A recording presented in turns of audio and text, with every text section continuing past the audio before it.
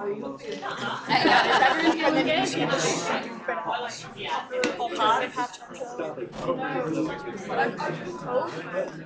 Yeah, that's why I'm like, It's just like these like and then I think they got like there's no strike rate. I know. It's just so heavy. Like if you make it in racist, yeah. Like other production was just like so beyond No, but I like that. I like that. That's like everything that's right. We've had lots of seasons. I mean, it's just literally like that's like so common right now. That's the issue. What is this? This is such a funny little shape. I like that.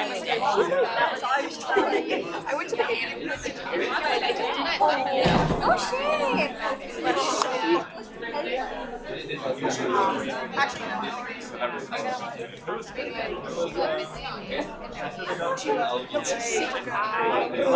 what did you do? I do know what. I won't let you call. I just told you my favorite.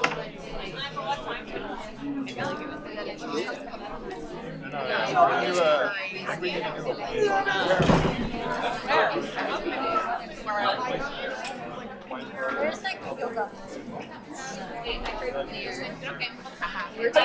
I'm talking about the Garrigan place. That's my order when I go there. I love it. Kylie said she tried it for the first time. It's her So good.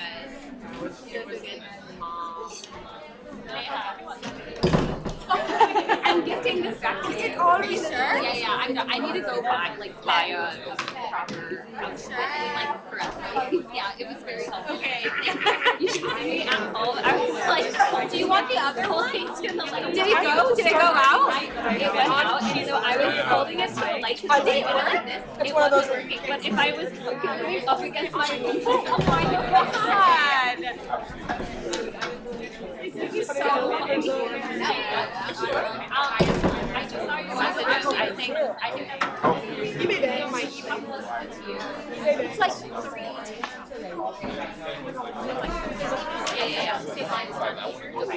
Yeah. Yeah, it's better. I was thinking about that. I was like, the way that we tracked to get to hers like, I forget the way that we went. Yeah, but I think easier probably. Have you seen? Yep, I already seen her in the yes. No, it's not. Sorry. Megan, one for No, like from Shepherd's Bush. Is it easier? I think so.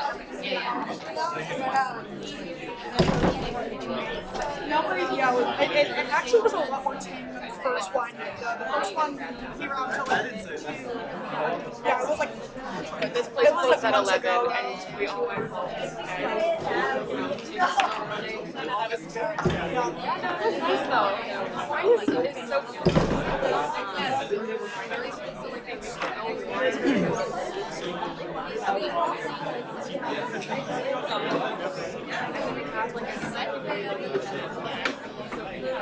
yeah, like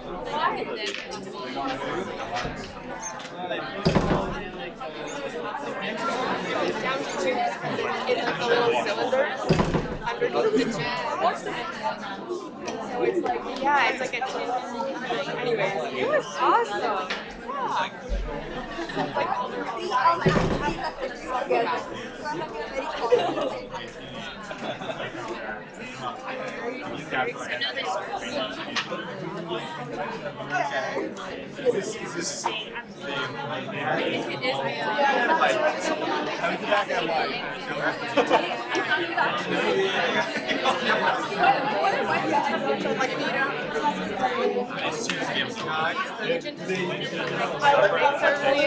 So I just watched by association.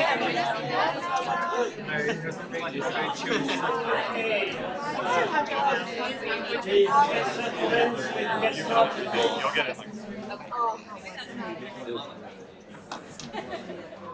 look at this guy.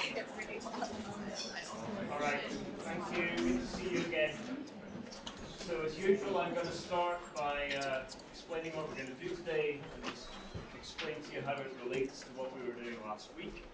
Okay, so last week we were talking about the impacts of climate change.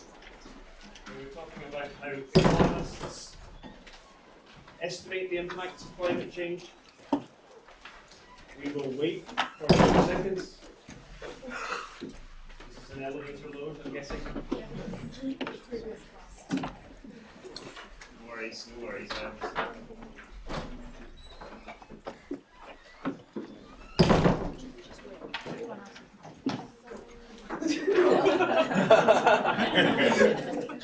Okay.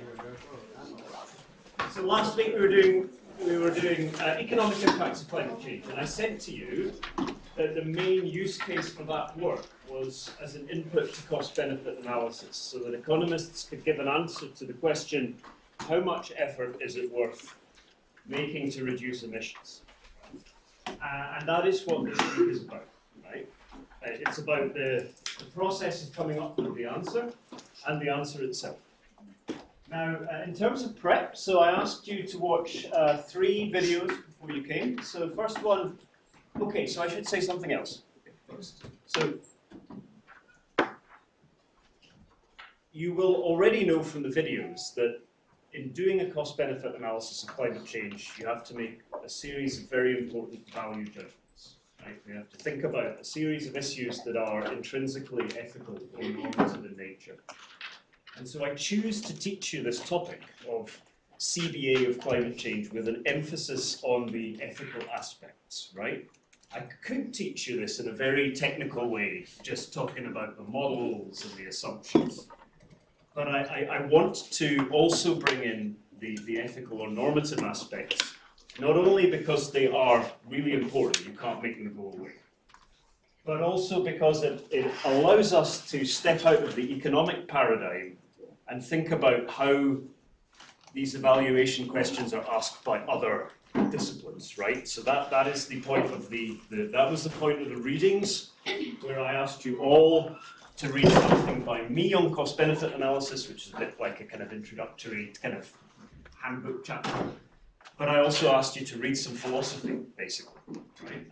Which I hope you had fun with. And that shows you that there are other ways to attack this problem. Right? So that's the other important thing to say about it.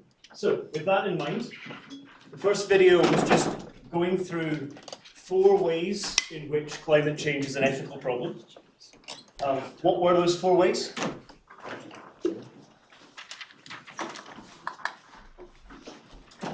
Remembering the video, what are the 4 ways in which climate change, there are at least 4 ways in which climate change is an ethical problem. What are they? The uncertainty. Yeah, that's one. It's not obvious why, but we'll talk about that today. Time and space. Time and space sounds like a sci-fi movie, right? And there was one more. Multidimensional. Yeah, exactly. So we've got to compare impacts, very different kinds of impacts. Right? So that was the video. Second video was just getting into CBA, talking about kind of very basic ideas, right? And crucially, we talked about how this is a technique that economists have been using for decades to do things like value infrastructure projects. And it also bears strong similarities with the kind of financial appraisal that people do all the time in businesses when they're thinking about making capital expenditure. But we're taking a big leap here, right? We're using a methodology which was developed for thinking like, should I build a railway line? And we're using it to think about whether we should act on climate change. So we're really putting the method under stress, right? That's one of the important ideas today, because we're asking it to think about long time horizons, think globally, deal with large uncertainties and so on. Okay? What I'm going to do in class today is I'm going to go through mini lectures 4.3 and 4.4, which are just sort of picking up on where I left off with that video, talking more about the methods and then eventually about the results. And then the second half of the class, we're going to do the assignment for which there was a video to watch to prepare and from which you've done some reading. And you don't have an excuse because I remembered to remind you this week. So I'm assuming you've all done the reading. And we'll do 2 breaks, as we did last week. 2 breaks of 10 minutes. Okay, so I need to escape from that and go into GY423. By the way, here's an integrated assessment model. We're not going to teach this today, but I was messing around with this today. This is what it looks like. This is written in Julia. Here are a bunch of functions that do things like calculate emissions, calculate output, calculate energy. You want to see what it looks like? It looks kind of like that. Okay. And I'm not doing a coding class because I would make so many mistakes, I think. Okay, so I've introduced CBA to you as an idea, and if you're doing GY455, you're going to be spending the whole course basically about that, pretty much. And I explained to you that as climate economists, we have these models called integrated assessment models, which we've built to implement CBA. Okay? So I've sketched what's in those models, but what I want to do with this mini lecture is show you where and how the value judgments are made. So I really want to focus on those 4 ethical dimensions I talked to you about, and I want to connect them with the models and show where the models deal with these 4 ethical dimensions. So hopefully you can see how these lectures fit together, right? And that is going, it's not going to be entirely about, but it is going to require me to talk primarily about a couple of mathematical functions which are extremely important in integrated assessment models. One is called the utility function, the other is called the social welfare function. Many of you will already be familiar with these concepts. If you're not already familiar with these concepts, it's no problem because I'm going to go back to first principles and explain them to you. Okay? And lastly, talking about these 2 functions implies doing discounting in the model, okay, among other things. So I'm sure that many of you have been thinking about these issues before in your econ classes, and you'll have been thinking about them through the frame of the discount rate, okay? It's connected. But I don't want to teach this in terms of a rate. I want to teach this in terms of the fundamental equations which underpin the rate. Right? That's how I choose to teach this. Because that's where all the meaning is. Right? No point in saying, is it 2%, is it 5%, is it 10%? You don't learn a lot that way. So, back to the schematic of the integrated assessment model. You saw this in the previous video. I explained to you that one of the key parts of an IAM, arguably the most important part in some ways, is this damage function or set of damage functions. These are the things that link temperatures back to economic outcomes. If we don't have one of these, then temperatures can just happily go up. Nobody suffers, so you don't do anything about climate change. So this closes the loop, right? Back to economic outcomes. I explained to you how we take, using this chart as an illustration, we take estimates from the literature on the economic impacts of climate change and we would fit a curve through it, right? So when we build IAMs, we don't want to reinvent the wheel in terms of impacts research. Rather, we want simple reduced form functions which capture the overall shape and position of this relationship.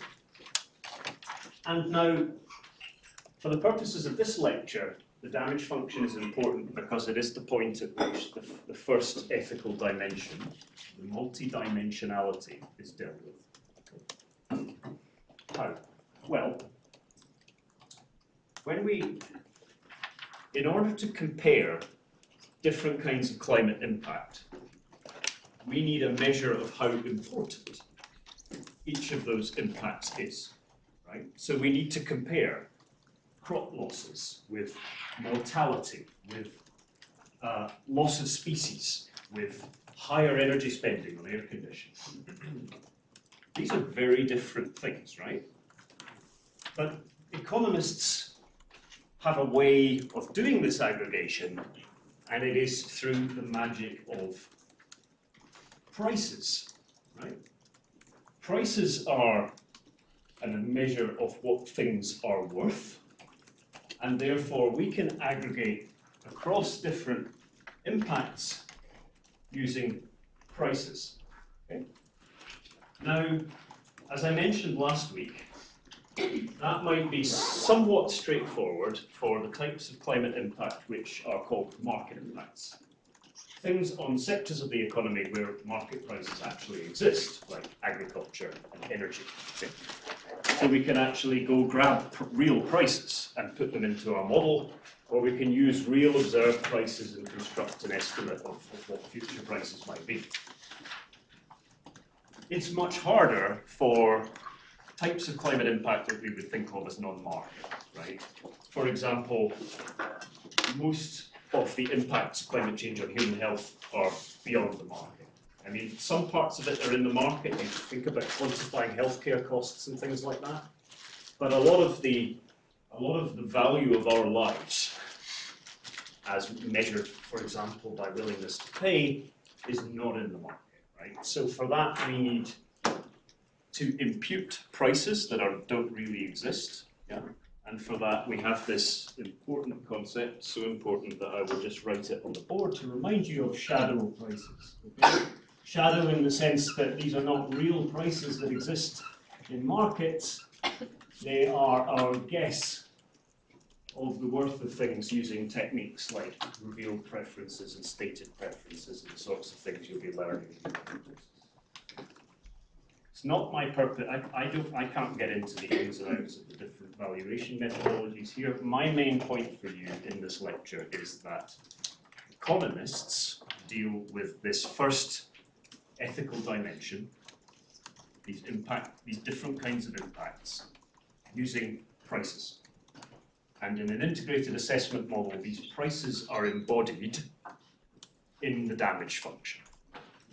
It's most obvious if you think back to the enumerative method. With the enumerative method that we talked about last week, you literally go sector by sector and you take physical changes and you multiply by prices. So you can see very directly how it happens in that method. But the other methods involve prices as well. It's just handled implicitly. So that's one out of the way. Draw a line through that. We've dealt with multidimensional impacts. So what we've got left, we've got time, we've got space, and we've got uncertainty. And for those three, we need to go away from the damage function, and we need to think about what I'm calling the welfare module, which is really just the utility function and the social welfare function. So what's going on here? I just said that. So, after running the model to the point of calculating damages and putting them back in, you're going to get an estimate of the income or consumption of people under different climate scenarios. Okay? I'm going to broadly, for the sake of simplicity, I'm going to think of income and consumption interchangeably. Okay? But as any good macroeconomist knows, income Y equals consumption plus savings. Okay? So I'm just going to simplify and think of either and think of Y and C as being interchangeable. So I'm going to ignore savings. That is going to lead me to make small mistakes quantitatively, but for the sake of simplicity, I will ignore it. So the model has produced estimates of people's income in different climate scenarios, and now we would like to turn income into a measure towards a measure of people's well-being. Okay? And in economics, the key idea here is utility. Now, the whole books have been written about what utility really is, and I can't get into that either. You could broadly think about it either as a person's happiness or the extent to which a person's preferences have been satisfied. I would say the latter definition is more in keeping with sort of post-1900 economics, right? The satisfaction of people's preferences. Okay? But the key point is it's some kind of latent construct that we can't actually observe. But what we're going to need to do is try to understand how income is converted into utility. And for that, we use a utility function, right? And this utility function is going to have as its domain income and as its range utility. In other words, it's going to map income into utility. So if we think this is a two-dimensional problem, okay, so we can think about income on the x-axis, and we can think of utility on the y-axis, and we would like to know what happens to utility as income goes up. I think the first thing, on an individual level, the first thing that we can say is that as income goes up, utility should go up.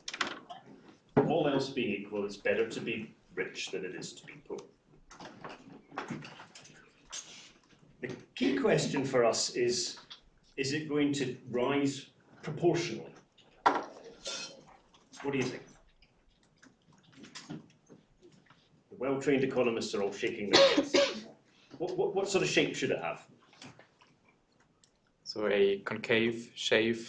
So we would assume that at the beginning we have like very high marginal utilities, because at the beginning you maybe have like very little income, and then you have like an income increase of 200 euros, and that's like a lot of utility for you. You can buy like more food and so, but if you get richer and richer, this marginal utility just decreases. So this is at the end just diminishing marginal returns. So that's a concave shape at the end. I could not have said it better myself.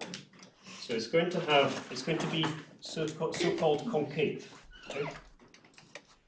Utility is going to go up as income goes up, but you're going to get diminishing extra utility at the margin from extra income the richer you are. So if you're a millionaire, another $1,000 is going to be much less important to you than if you're below the poverty line. That seems like a pretty safe assumption, okay? And we can capture that relationship with a function that has this shape, okay? If you want to see that a little bit more precisely, let's pick 2 points on this curve, 2 points on the income spectrum, A and B, okay? So if I want to read the utility level at point A, I'll go up from income at point A until I hit the function, and this would be utility at point A, let's say. And the key thing you can see here is that the function has a steep gradient at point A, right? So if at point A I get a little bit extra income, okay, I move a little bit to the right in terms of income, I get quite a big jump in my utility, right? The function is steep at this point, yeah? And vice versa, if you were to, heaven forbid, take some money away from me, I would lose quite a lot of utility, so that would be, say, a poor person, no offense to this person.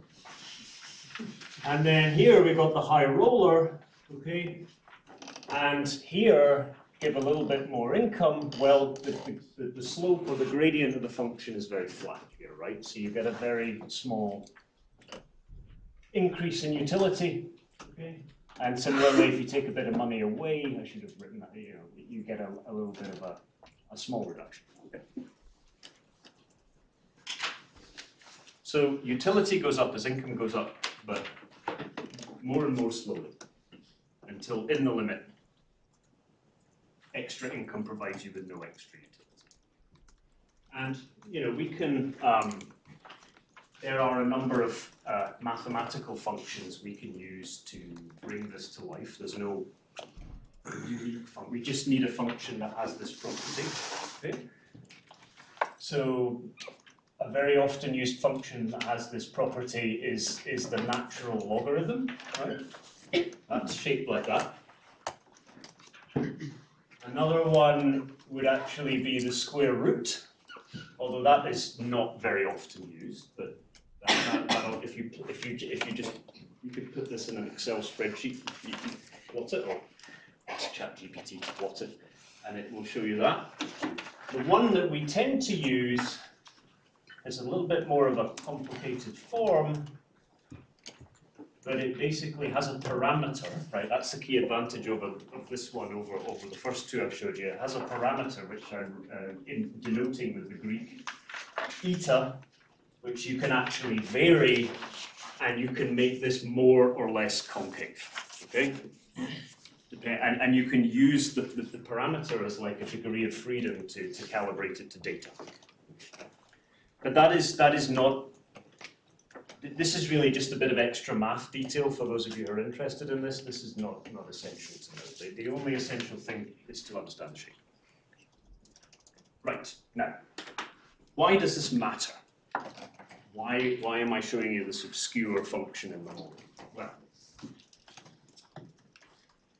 I want you to consider that points A and B represent two people. Person A who's poor and person B who's rich. And consider that climate change is going to have the same impact on the income of these two individuals. It might say, let's reduce it by 5%. With this kind of utility function, whose outcomes matter more in my analysis?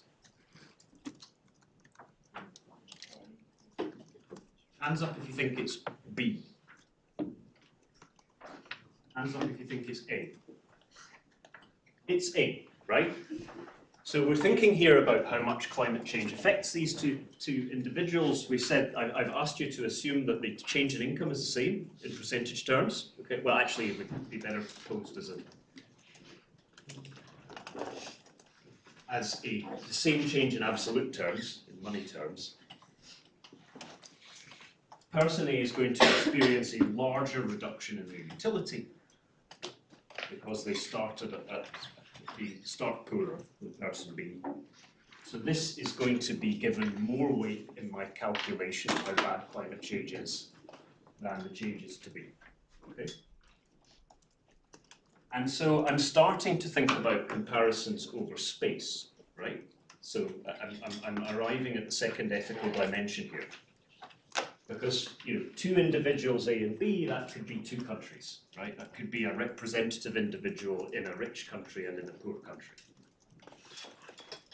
So immediately you can see, I hope, how in an integrated assessment model we deal with aggregation over space and we think about different outcomes for people living in different parts of the world, enjoying different levels of income and experiencing potentially different impacts of climate change. It's the utility function that's heavy lifting here. Follow-on question, right? So I think you were all on the same page about which would get weighted higher. So what does the shape of this function imply about the model's attitude to inequality?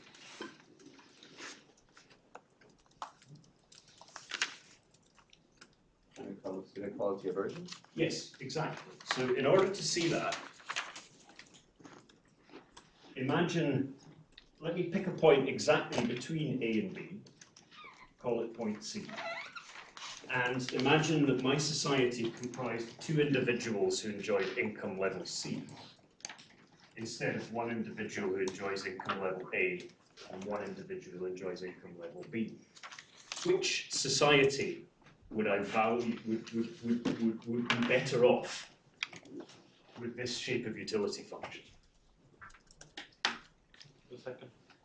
Yeah, so the equal society, right? The society with two people enjoying the same income is going to be a better off society than a society where one person is delta Y poorer and the other person is delta Y richer, okay? So, in effect, assuming this shape of utility function, which is really a property of individual preferences, applying that to a society has the property that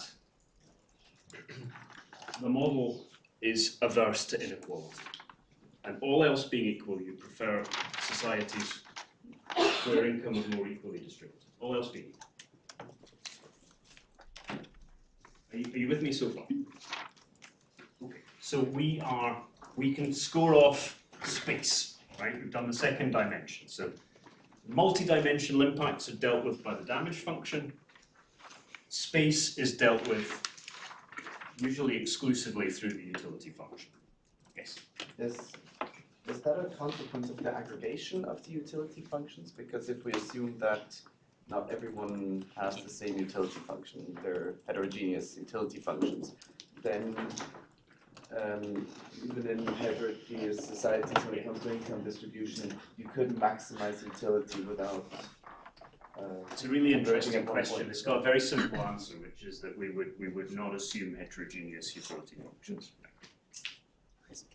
Also, there are like many utility functions, so some for like how are you weighting that, or is it in like buckets? Or No, we would assume agents? every person has the same utility function.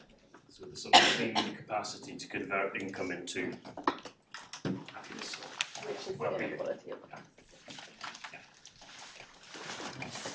Now, one of the things one of the interesting things that's going on in the background here is that, in a way, all the time I am asking you to keep switching your frame of reference from private preferences to social preferences, okay? And if you're experiencing this feeling in this lecture that I'm not sure whether I should be thinking about this from the point of view of myself or the point of view of like a social planner, like a government, then that is kind of quite natural and quite reasonable for you to be feeling, and is something I'm going to surface a bit later on. But you know, at various times I've asked you to think about this in terms of my individual preferences, your individual preferences. Sometimes I've asked you to think about this in terms of social preferences. Okay, so it is quite unavoidable in this setting and quite natural to be sort of jumping backwards and forwards between your frame of reference being the way I think about things and the way a government or a social planner should think about things. And we'll come back to this shortly. Okay. Are there any more questions? Really, just ask me if there's anything you're unclear on. But, I'll carry on until such times. Sure, yeah.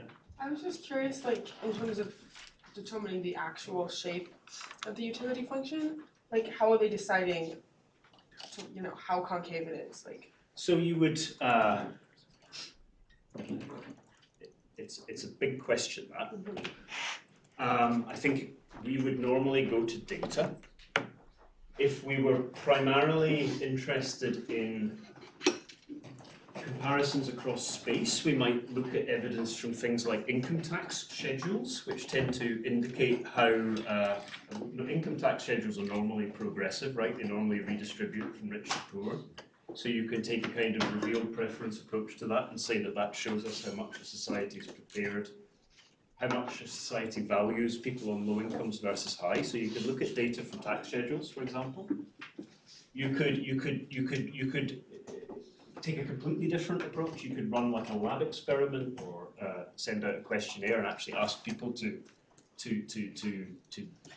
you know, you could describe a series of simple societies and ask them which one they prefer. You could ask them to make transfers from rich to poor. You could do it like that. There are lots of lines of evidence, basically. Yes? Question regarding the simplification we made in the beginning. Like, I understand how it helps a lot, but is there also the risk that we sort of get sort of almost like a wrong functional form, because there is like different savings levels when someone is really rich than when someone is really poor, and so that could actually warp our function? Yeah, I didn't want to get into this, so thanks, Ben.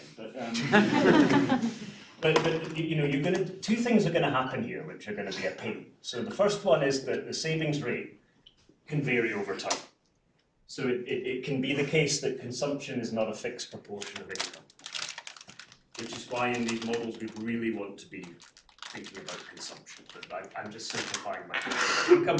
The other thing is, obviously, this is a non-linear transformation.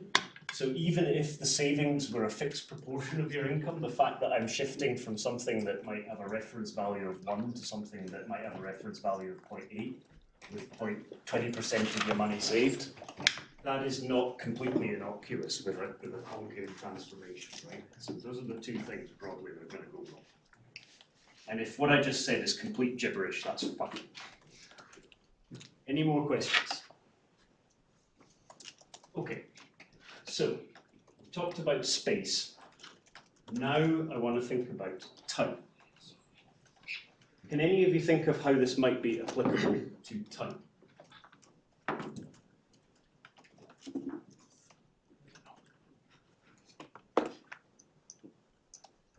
Is it like the fact of people, it's assumed that you will be richer in the future, so there's inequality between then and now? Yeah. Yeah. You got it. So, change your frame of reference.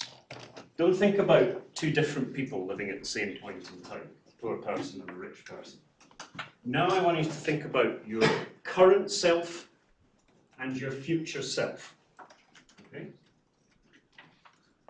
Now, you're master's students, so no offense, but your current self is 80, right?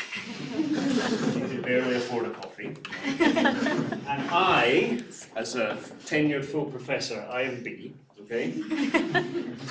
But you know, you're doing a master's degree at the LSE, so with high confidence we can say that in 20 years' time you're going to move from A to B, right? Seamlessly and without any difference. And so when you're thinking about things like, how much do I save right now? Whether do I need to borrow money right now and pay it back in the future? You're going to be making comparisons between your current self and your future self, right? And we would think about these comparisons, these intertemporal comparisons, in just the same way as we think about these interpersonal comparisons within a time period, right? So the consequence of applying this utility function not only in the space dimension but in the time dimension is we put more value on changes in income when we are poor and less value on changes in income when we are rich.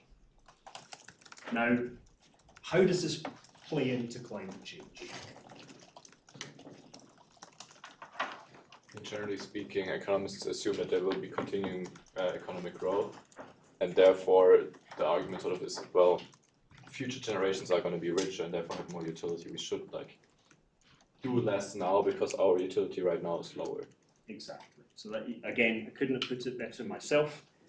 Under the assumption that in spite of climate change, we are richer in the future, then we would care more about changes in income today than changes in income to our richer future selves or richer future generations. Now, when Ben was giving his excellent answer to this point, he was also performing this leap again from the private to the social, weren't you?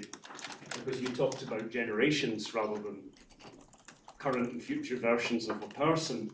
So you can see again that we are performing that trick a little bit, right? We've started thinking about this in terms of my life, and the fact that I'm poor now and rich later, or in my case, rich now and poor later, because I'm getting to that point in my life where I have to think about retirement. But when we start thinking about climate change, we take that reasoning and we apply it to generations. Again, I'll come back to this in a bit. So that was under the assumption that we're going to be richer in the future. And, you know, I guess that assumption might seem strange to many of you. It really comes from the, so if I just jump online and I type in world development indicators, GDP,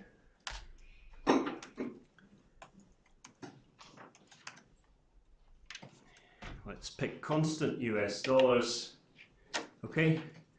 And basically what you can see is that over a long sweep of history, GDP growth has been relentless. With only two discernible blips here, the pandemic, where we all locked ourselves up for a few months, and the global financial crisis when all hell broke loose and nobody knew what anybody owed in terms of financial assets. So, this is and you know, it is possible that climate change is going to make this thing turn south. Right? The default assumption tends to be that the impacts of climate change are not so large that income is going to stop growing. It might grow less quickly. If that's true, then the effect of the utility function is going to be put less weight on future costs and benefits. But if you prefer the assumption that the future is going to be poorer than the present, right? If you really buy into the climate catastrophe story, right? And I'm just putting it out there, I'm not saying that's wrong, or if you buy into that idea, then the opposite logic takes, right? And we put more emphasis on the future because the future is going to be poorer than the present. So bottom line is, it's an empirical question, right? Nonetheless, I hope you can see that just as this is applicable to the space dimension, it's applicable to the time dimension, okay? And we can score out a third of our ethical dimensions, taken care of by the utility function, again, partly in this case. We have to deal with another aspect of that. Yes? Doesn't this assume that inequality through time stays constant? Because if inequality increases in the future, even though wealth increases, average utility would. So I'm trying to think about these dimensions separately, but you're quite right that they play together. I mean, actually, what tends to happen is you get convergence in income over time. So if anything, the inequality story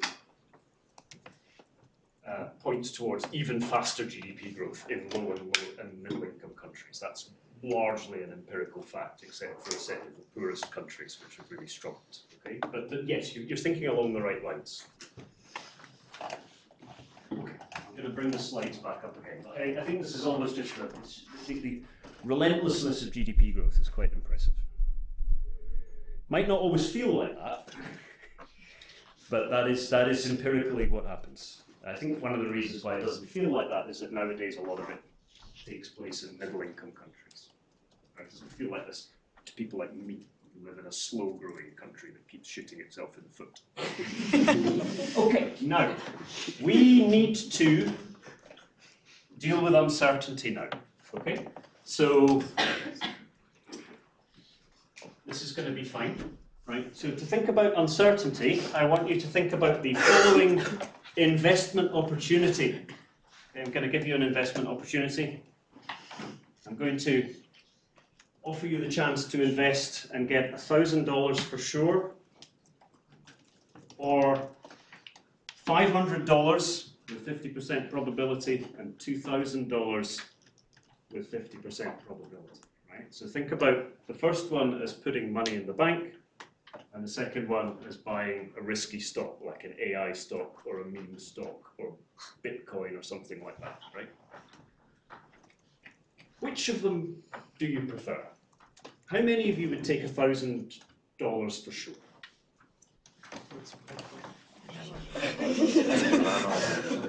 And how many of you would take the gamble on the risky stock? Okay, so there's a difference, right? And that is fine, because there is no right answer to this question. Right? It's a matter of your risk preferences, right? So that's what your financial advisor, if you've had one or if you ever have one, will tell you, right? Depends on your attitude to risk. And we use the mathematical machinery of the utility function to think about this gamble as well. So this one I think I've got actually pre-prepared on a slide. Okay, so here's a drawing of the utility function on the computer.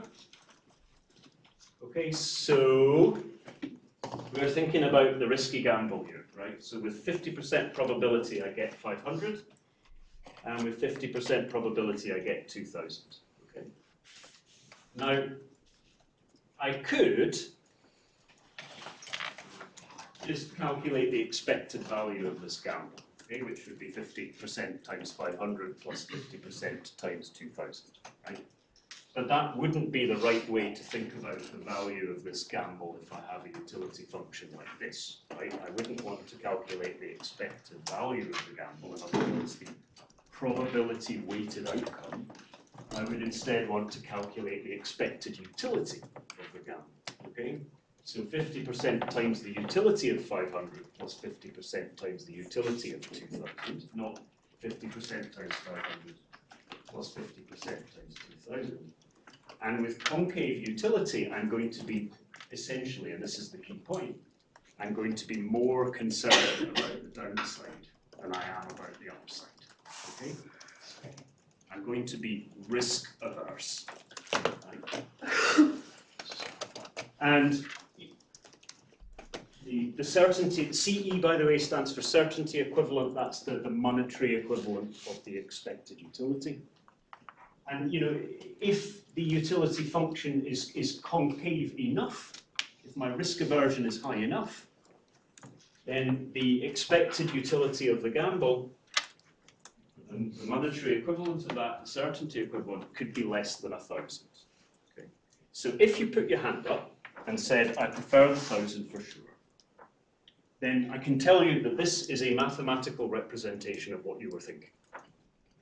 I'm sure it's not literally what you were thinking. I'd be very surprised if any of you were making those calculations in your head, but it's a representation of what you were thinking. And those of you who said, no, I'll take a punt on it, sure, could be a good year for Bitcoin, whatever. Your utility function was more linear. You were less worried about the downside and more receptive to the large upside, and this gamble has a large upside, right? So, investment advice aside, we can bring this back and think about climate change. Instead of thinking about payoffs I could get from an investment, we can think about climate change scenarios. Right? So, in particular, we could say that all else being equal, climate change comes along and converts a sure future into an uncertain future. Or if you want to think about it in a slightly more complicated way, it takes an uncertain future and it makes it more uncertain, right? Climate change is a risk, right? It comes along and it makes what's already an unpredictable future even more unpredictable, right?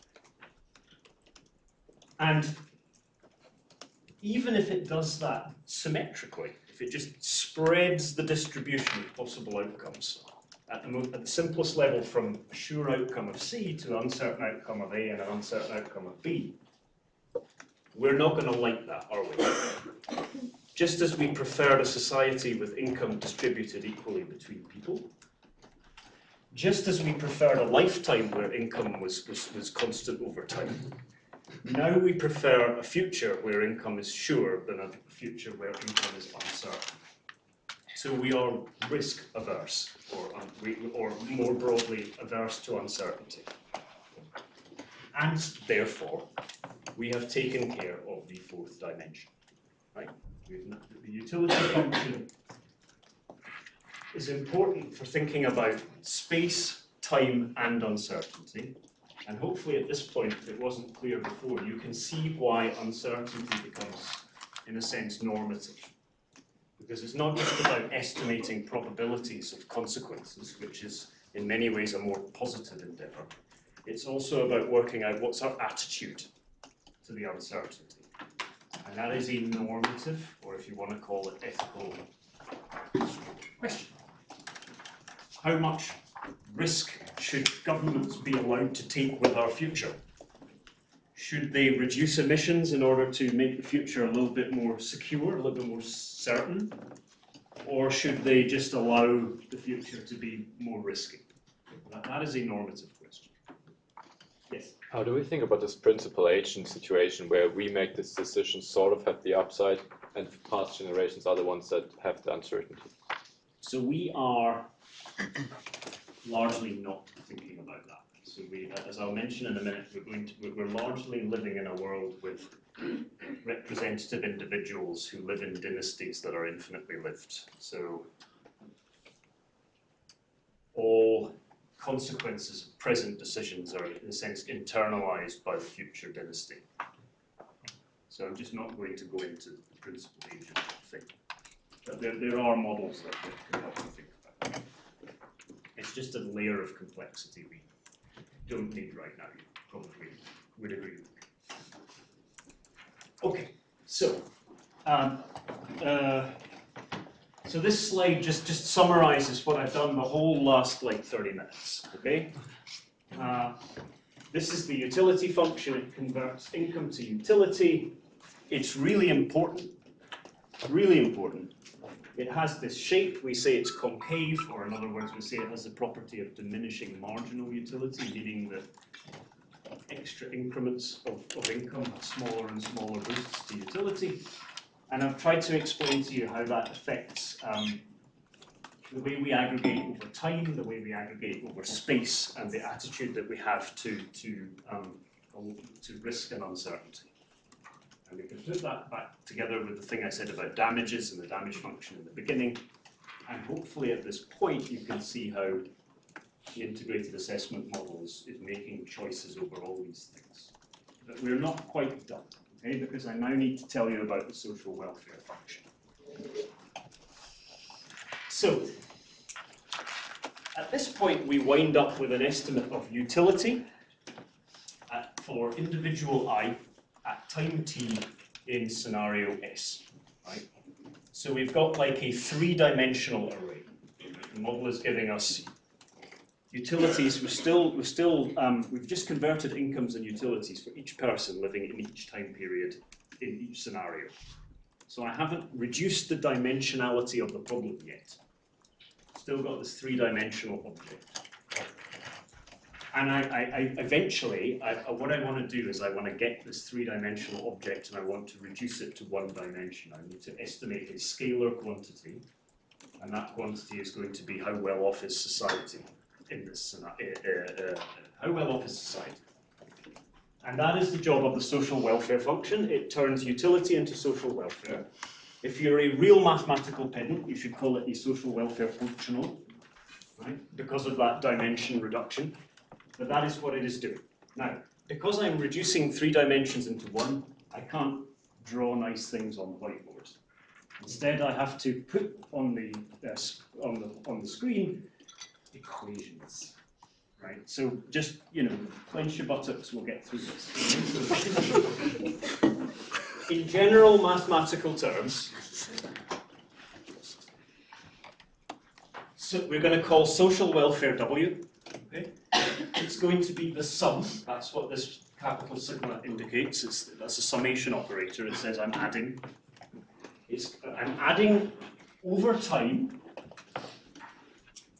omega times, I'll tell you what that is in a minute, another sum, the sum over people of lambda times u. Okay, what are these things? Well, omega is the weight on a time period, and at the moment I'm just saying that this can be freely chosen. It could be equal, or it could be unequal. Lambda is the weight on individuals within a time period, and u is their utility level, which we've already calculated by feeding incomes into the utility function. Okay? I'm going to go back. I'm going to leave uncertainty out for now. I'm going to bring that back in a couple of slides' time. Okay. So this is the most general representation of a utilitarian social welfare function that I could write, I think. And now we need to, we've calculated u already, that's what the last half an hour was about. So now we need to think about the choice of these weights. The weights within a time period and the weights across time. Okay. Now, I'll tell you what standard practice involves. So usually we give every individual within a time period the same weight. And we would do this for two reasons that are linked. The first is that we would think of this as implementing a principle of impartiality. Why would I give more weight to my utility compared with your utility? That's the first thing. And the second thing is, especially, why would I do that if I've already accounted for inequality aversion? Right? So I've already, through transforming income into utility, I've already encoded inequality aversion. So what further reason would I have to put more weight on one person's outcomes than another person's outcomes once I've corrected for different income levels? That's the general argumentation. It's not, the whole mathematical apparatus does not hinge on this assumption. We could choose different weights for different people. There is a branch of this kind of philosophy called prioritarianism, which thinks that the conversion of income into utility isn't enough to reflect the kind of injustices of the world, and wants to essentially double weight, in some very broad sense, double weight the outcomes of poor people. Or we could choose the weights to acknowledge other dimensions of people, like gender or ethnicity, right, which we might think to be morally important. But in the context of global climate models, where we generally need to think about all 8 billion people, and we need to keep things kind of simple, we tend to apply the principle of impartiality and set these lambdas to 1. So I'm not going to say any more about the lambdas now, they're just 1. So they're going to disappear. What I'm going to say more about is the omega stuff, okay? So these are weights that we put on utility being enjoyed in different time periods, okay? And we usually do not assume that these are equal. Instead, we usually assume that these weights have this functional form, okay? This whole quantity, omega t, we often call a discount factor. And it is a function of delta, which is what we call a utility discount rate, sometimes known as the pure rate of time preference, okay? Now, what happens if I increase delta, this discount rate on utility? Well, this denominator is going to get larger, right? If I say this is 1%, then this is going to be 1.01. If I double it to 2%, this would become 1.02. The denominator is getting larger. The whole expression is getting smaller. And I am putting less and less weight on utility at time t. And because this is being raised to the power of whichever year I'm in, I'm also putting less and less weight on utility the further off I get into the future. Okay? So this is clearly also highly relevant to the time dimension and how we handle it in integrated assessment models. It's not just the utility function, it is also the application of these discount factors which fall over time. Okay? Last thing, this is really more parenthetical. You know, we're running models. We can't model the outcomes of all 8 billion people in the world. We have to simplify. We usually do that by trying to work out what would be the average utility of a person, either the average utility of a global person or the average utility of a person in a country, and multiply by population in order to get an equivalent estimate. Okay? So we deal with representative individuals, at least at some level of geographical aggregation. So this slide is just putting together those mathematical steps. So I substitute omega for 1 over 1 plus delta to the power t. I set the lambdas equal to 1, so they go away. And I use the representative agent assumption, you know, average utility times population, and I get this expression, okay? Or if you don't like summation operators, if those really throw you off, I am summing the discounted utility in each year, okay? And then bringing uncertainty back, how do I do that? I just wrap an expectation operator around the whole thing, yeah? In other words, I make this calculation inside the big square brackets. I do it for every scenario I have. I then multiply each scenario by its probability, and I add them, right? And that is the process of taking expectations, and bang, I've finally gotten from 3 dimensions to 1, because after all of this, I will have a real number for W. Larger is better than smaller, and then I can start asking questions of my model like, does a climate change action scenario give me bigger W than an inaction scenario? Or which emissions pathway maximizes my W? Yeah? So if I'm optimizing one of these integrated assessment models, this is the thing that I am maximizing, social welfare W, by choosing something like the emissions control rate or the amount of clean and dirty energy I use. Okay, I can see that you're exhausted, so I'm going to give you a 10-minute break, and then after the break we'll finish off this lecture. If you have any questions, just come and see me in the... I'll go with you. 10 minutes.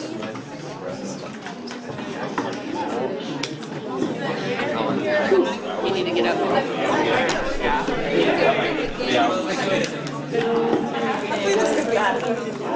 Now that's nothing. Now that's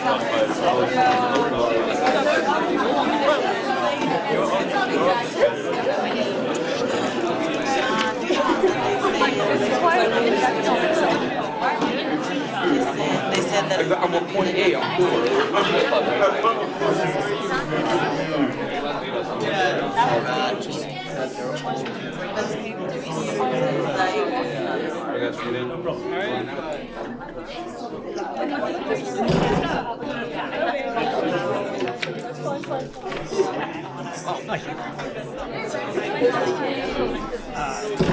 Let me know if I so tired. I'm like one is like with the old program, so that's why I think that Get yourself to the point it's very helpful. in no world exam.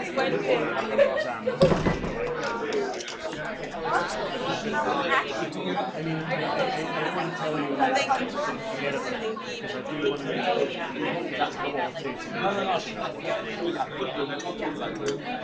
you're doing. So if I ask you how is time dimension relevant to the assessment process, how the utility right in about how the social welfare functions.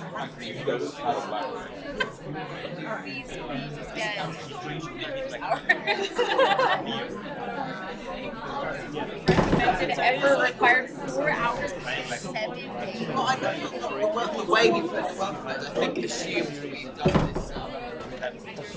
Giving GY427.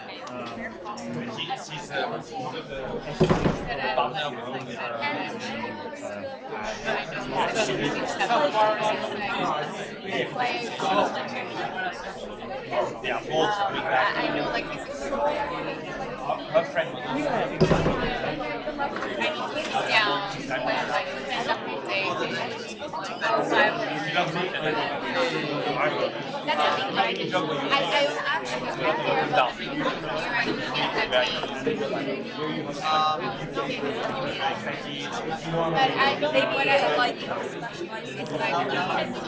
If I skip back to if I skip back to this slide, I've only got 2 scenarios, right? And so it's easy for me to write it down as kind of probability times consequence.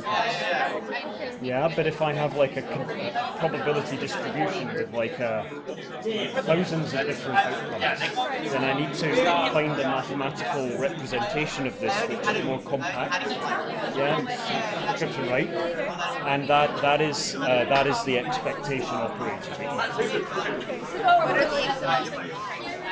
Yeah. And so the social welfare function is like and then It's the whole thing. right. I mean the individual participants. The first aspect is like the time, and That's this bit, that's Yep. and then we use the utility, and then why do we have to That just means that's the average. It's a line. We write a line over a letter or to indicate that it's the mean or the average. Right. Okay. Sorry. It's been a while. Yeah. No worries. So I think so I don't explicitly say average, but that's what I mean. So I say I'm approximating. That's what this means. I'm approximating the sum of utility across all individuals by the average times the population. Thank you so much. No worries. Thanks.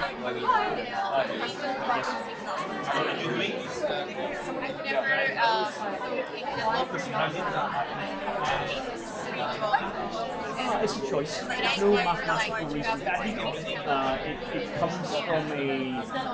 Well, first of all, it would make the model quite complicated. But moreover, social choice rather than there may not be any good reason to think that people's capacity to convert income into utility should vary across yeah, so that's what's interesting about he's obviously proposing an alternative. This is fully utilitarian. Full kind of consequentialist utilitarian logic. I'm actually. I love how you always have Ritz cracker. You know more about philosophy than I do. So I know. We'll leave at the end of the break.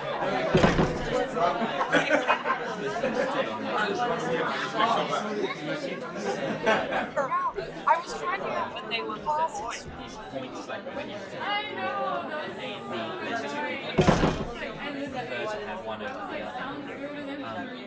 Wait, someone texted me told my friend's sister yesterday. We were at cake night, and I was like, oh, I'm gonna take cameras with you. And then she ended up taking like so long to get home, and I felt so bad.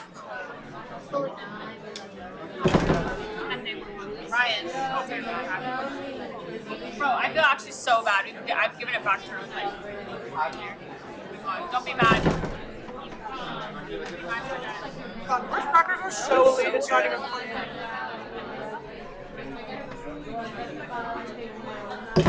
That was fun. No, he was really he's sweet. I mean,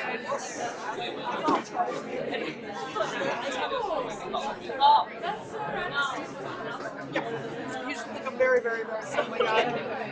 Maybe you're speaking like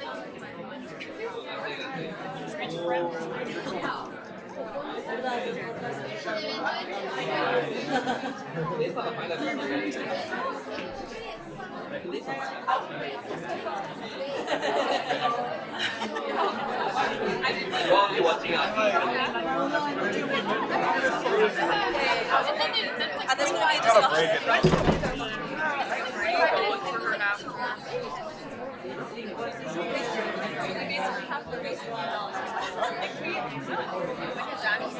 I think I've made up my mind.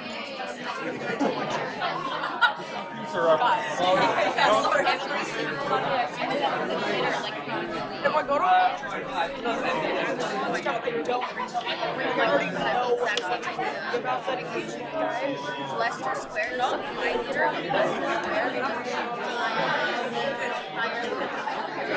Heard about it all.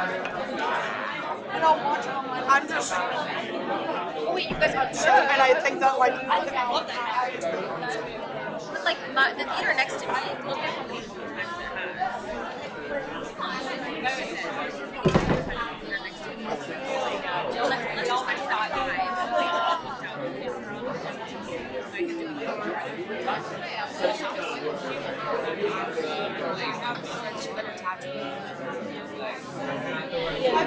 I know, I'm well for such a hard time.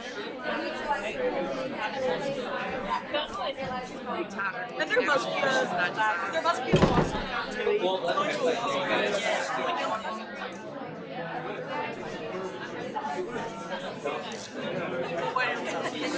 That's why if I call anything wrong, like the wisdom.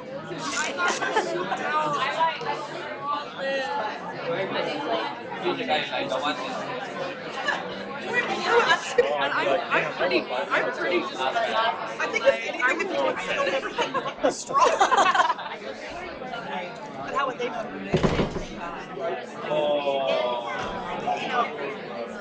yeah.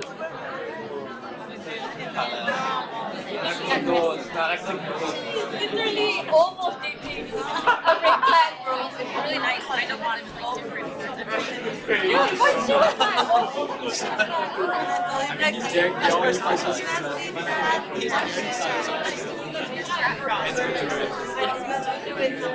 You're an economist. Like on Sunday if you want. I gotta go. Oh, you know what?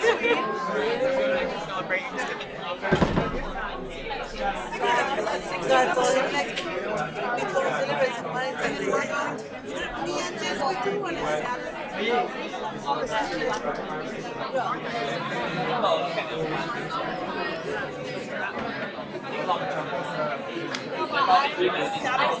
Because Alex first,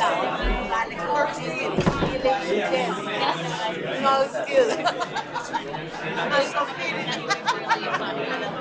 I know that, but I was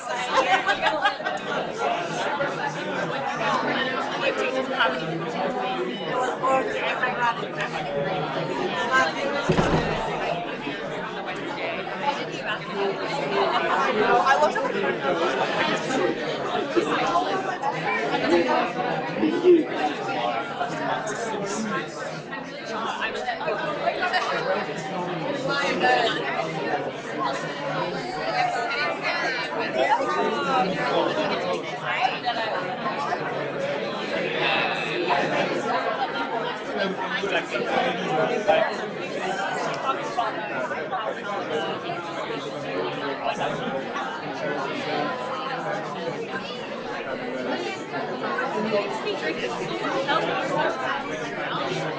I just think I need to like help out. No, I feel like I don't think you guys are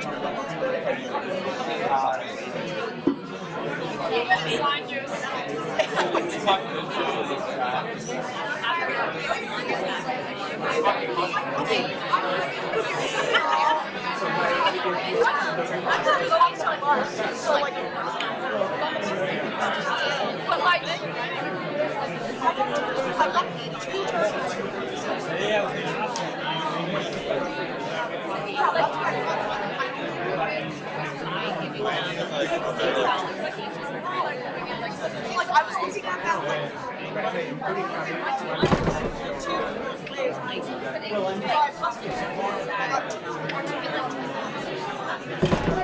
didn't use the 2 for the entire thing.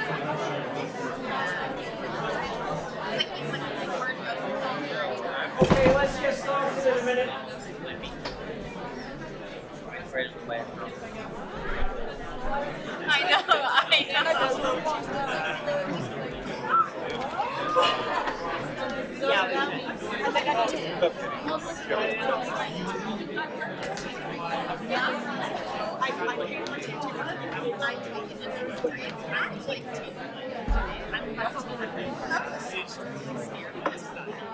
Okay, so I had in the break, I had a completely reasonable question, which is essentially, I paraphrase, am I going to need to reproduce this in the exam?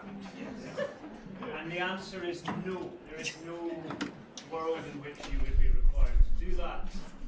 I may ask you a question in the exam about how CBA or integrated assessment models deal with time and space, and I expect you to write an essay on this.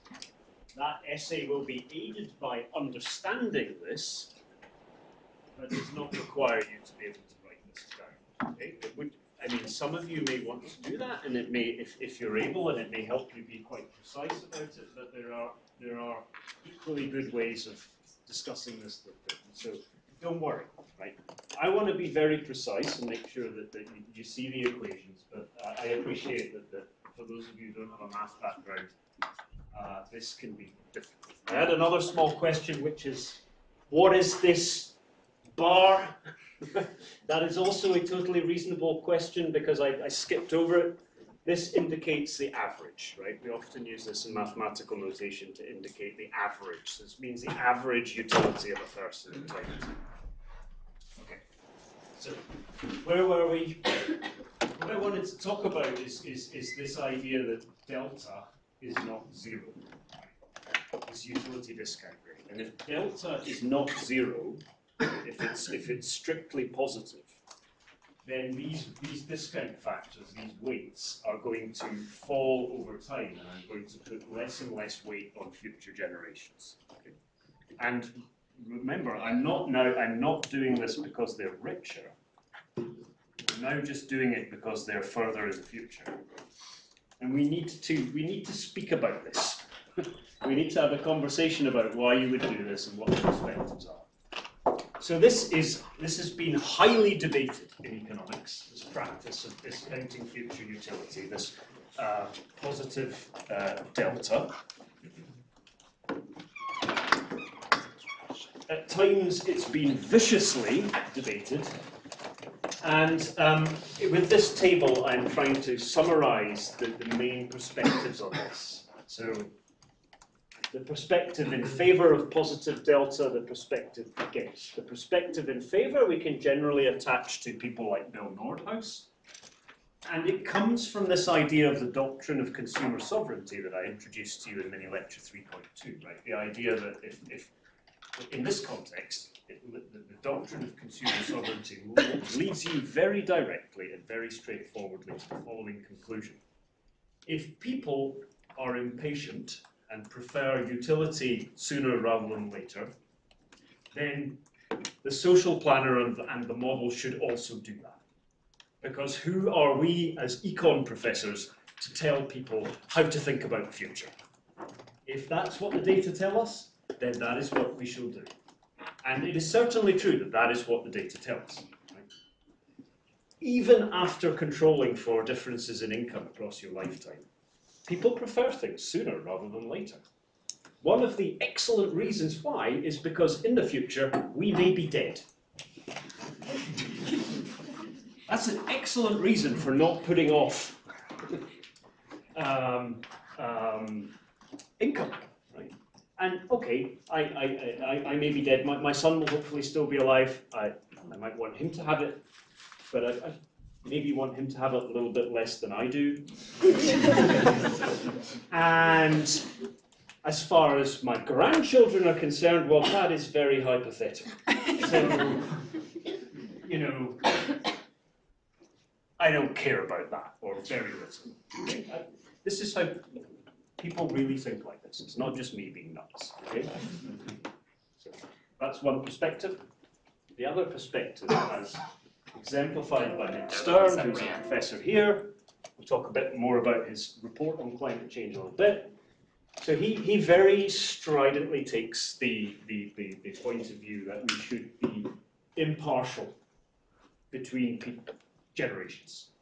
And he's basically extending the logic from the principle of impartiality we apply to the lambdas. Right? He kind of says, well, there's no reason why you would prefer one person to another at time t, once you've accounted for differences in income. That is widely agreed. So why would we suddenly start preferring people at different points in time? Why would we prefer one generation to another? He very figuratively describes the practice of positive delta as discrimination by date of birth. If you are a future generation, you get less weight. To repeat, irrespective of your income. We've dealt with that bit with the utility function. This is just comparisons of people who, after controlling for whether they're richer or poorer, we're just about time now. Very pure concept of time. So this is a debate. You know, I invite you to think about your perspective on this. There is, as with many things here, there is no right answer. What I will show you is that this is going to matter. Now, second row of the table, this is sort of, I don't really want to talk about this very much, but there is, if you dig into the literature here, you will see not just discussions about this which are at the level of pure ethics, but also discussions about what very low discount rates or higher discount rates imply for savings and investment in macroeconomic models. Okay? Because broadly speaking, the lower the discount rate that you have, the more you care about the future, the more you want to save for the future, the more investment you're going to be doing. And so there is an interesting line of argument to be had about what is a reasonable level of saving or investment that we should be making for the future, okay? And what the discount rate implies for that. It's a more technocratic discussion. It depends a lot on the structure of the model you have, but it has real kind of implications about, you know, for example, would you be cool if I increased the income tax rate by 5 percentage points so that I could just build lots more infrastructure? Would you be okay with that? Maybe, but maybe not. Maybe you'd be like, actually, you know, we're growing at like 2% a year. We don't need to be making all this infrastructure investment. This is costing me right now. I'd prefer to have the income now. These are kinds of discussion that are had in this regard. Yeah. This might be a bit oversimplified, but my understanding is we do all this essentially to get to a discount rate, right? Yeah. So is there maybe like an argument to be made that, okay, we do all this so we take abstract arguments and try to reduce the discount rate to then get to how much climate action we should take? And couldn't you also make the argument, okay, we tell people different climate outcomes that this could be? Yeah, you could reverse engineer it. Okay. So, yeah, I think that's an interesting kind of back to front way of thinking about it, which you can see a little bit in the literature. You do provide a very nice segue into the next slide, which is just to show you that you may have learned all of this in the context of a discount rate on money, right, which I'm going to call R. Now, I'm not going to go into the detail of the math, but everything I've taught you today is compatible with thinking about discounting through the lens of a discount rate rather than through the underlying utility function or social welfare function. This is called the Ramsey rule after Frank Ramsey. The discount rate on money, not the discount rate on utility, is equal to the utility discount rate plus the curvature of the utility function, this elasticity eta, times the growth rate of consumption, G. I would much prefer it if you drew your intuition from the underlying functions, but really I'm just kind of squaring a circle for those of you who know about this topic through discount rates on money or consumption instead, and this is how it would be presented in GY427, for example. I'm not saying anything different to that. I'm just inviting you to think about the underlying welfare model that underpins this rate. They're just two different ways of thinking about it. Okay, that's a summary of the lecture. You can review that in your own time. I am going to do the next mini lecture, and all the discussion part is going to be a bit later on, so that's how today is structured. But I'm going to go straight into the second mini lecture, which is where I show you, I kind of go through the results of all of this. And like last week, I'm going to present this a little bit as a history of thought. Because I think that's a really good way of understanding where ideas came from and what was considered to be important at different times and how it depended on the sort of modelling technology we've had. So,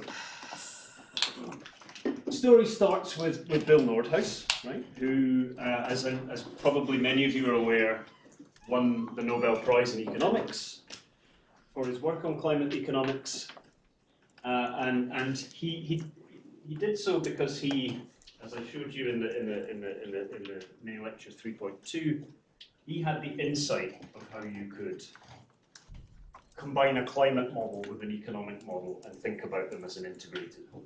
And in so doing that, he fathered the discipline of integrated assessment model. For that, he deservedly won a Nobel Prize, but his work is also associated with a particular quantitative result, which not everybody agrees with. Okay? So you may have sometimes, he's a bit the bane of the environmentalist's life, right? You sometimes see people writing nasty things about him. And that's not because of the modelling framework, it's more about his specific assumptions and the results he got. But anyway, with that in that context in mind, how I think you should think about Bill and his legacy, right? He's still alive, by the way, but so he did the first cost-benefit analysis of climate change. He published his results in the early 1990s. This is a long time ago, right? In fact, he started working on climate change in the 70s, when people were more worried about global cooling than global warming, right? So he was really ahead of the curve. So this is a screen grab from one of the family of his first papers. So what we're looking at here is temperature over the 21st century, both on a business as usual path, right? That's what's called uncaught here, so uncontrolled. So that's the dotted line with the circles. Okay, so this is early 90s graphing technology here, right? It's not beautiful, but that's what it was like back then. And then a few other scenarios, including the one that's really of interest to us here, optimal. Okay, so this is his run of his model with max W, yeah? The path of temperatures which is best for the world. And I mean, hopefully you can see what's going on here. It's lower than business as usual, but only barely, right? It says that by the end of the century, the best thing for society would be to let the planet warm by more than 3 degrees. So this early work acknowledged that climate change is an externality, says it should be controlled, but only a little. This is not something we need to get seriously stressed about. This is not an impending catastrophe. This is just something that we should have like carbon tax, but it shouldn't be very high. It should just be a few dollars, and then the problem will be optimally managed. So this is a cost-benefit analysis where we maximize social welfare by choosing the path of emissions and therefore temperatures. And that was kind of the consensus going up to about the mid-2000s, and then the Stern review was published. So Nick Stern, who's a professor here, at the time he was a senior economist in the British government. He was asked by Tony Blair, who was our then Prime Minister, to write a report on climate change. Minor factoid is that I worked for him on that report and did the modelling. And I mean, obviously, this number, this is a newspaper cutting from the day of publication, or the day before publication, even I think.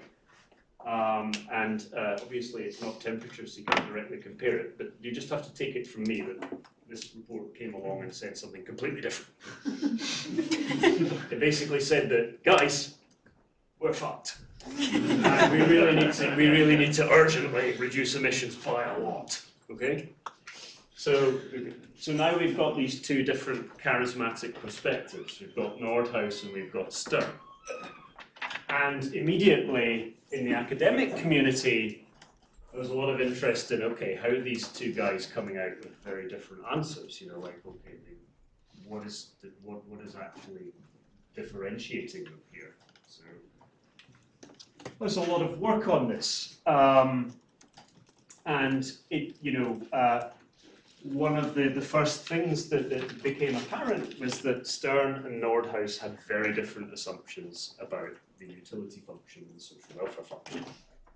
So hopefully at this point, you're thinking to yourselves, all right, you've convinced me that everything you taught me before the break is actually useful to know. Because these assumptions about delta and eta and these parameters turn out to be really important in explaining why Stern came up with a very different answer to Nordhaus. So Stern set the utility discount rate to nearly 0. He left a little bit in there for sort of human extinction risk. We don't need to go into that too much. Bill had a value of 1.5% a year. That's much more in line with individual impatience, market data on people's impatience levels. Nick also set determined the curvature of his utility function based on sort of normative reasoning, and he landed with a low number. This is, just take my word for it, this is a low number. This is essentially log utility. And Bill chose a higher number because he wanted his overall discount rate to match the return on capital. So, in other words, Bill's living in a world where he respects the doctrine of consumer sovereignty and wants to make sure the model is capable of matching facts in markets and about savers and investors' behavior. And Nick is being much more the philosopher about it and thinking about these parameters from first principles and choosing values which are well, particularly this one, which will give a very low discount rate. So that if I use the Ramsey rule under the assumption of 2% growth, I get a difference in discount rate of more than 3 percentage points. That's huge when you start thinking about long time scales. So one of the big things that differentiated Stern and Nordhaus was discounting. So we had a furious debate about discounting in the late 2000s.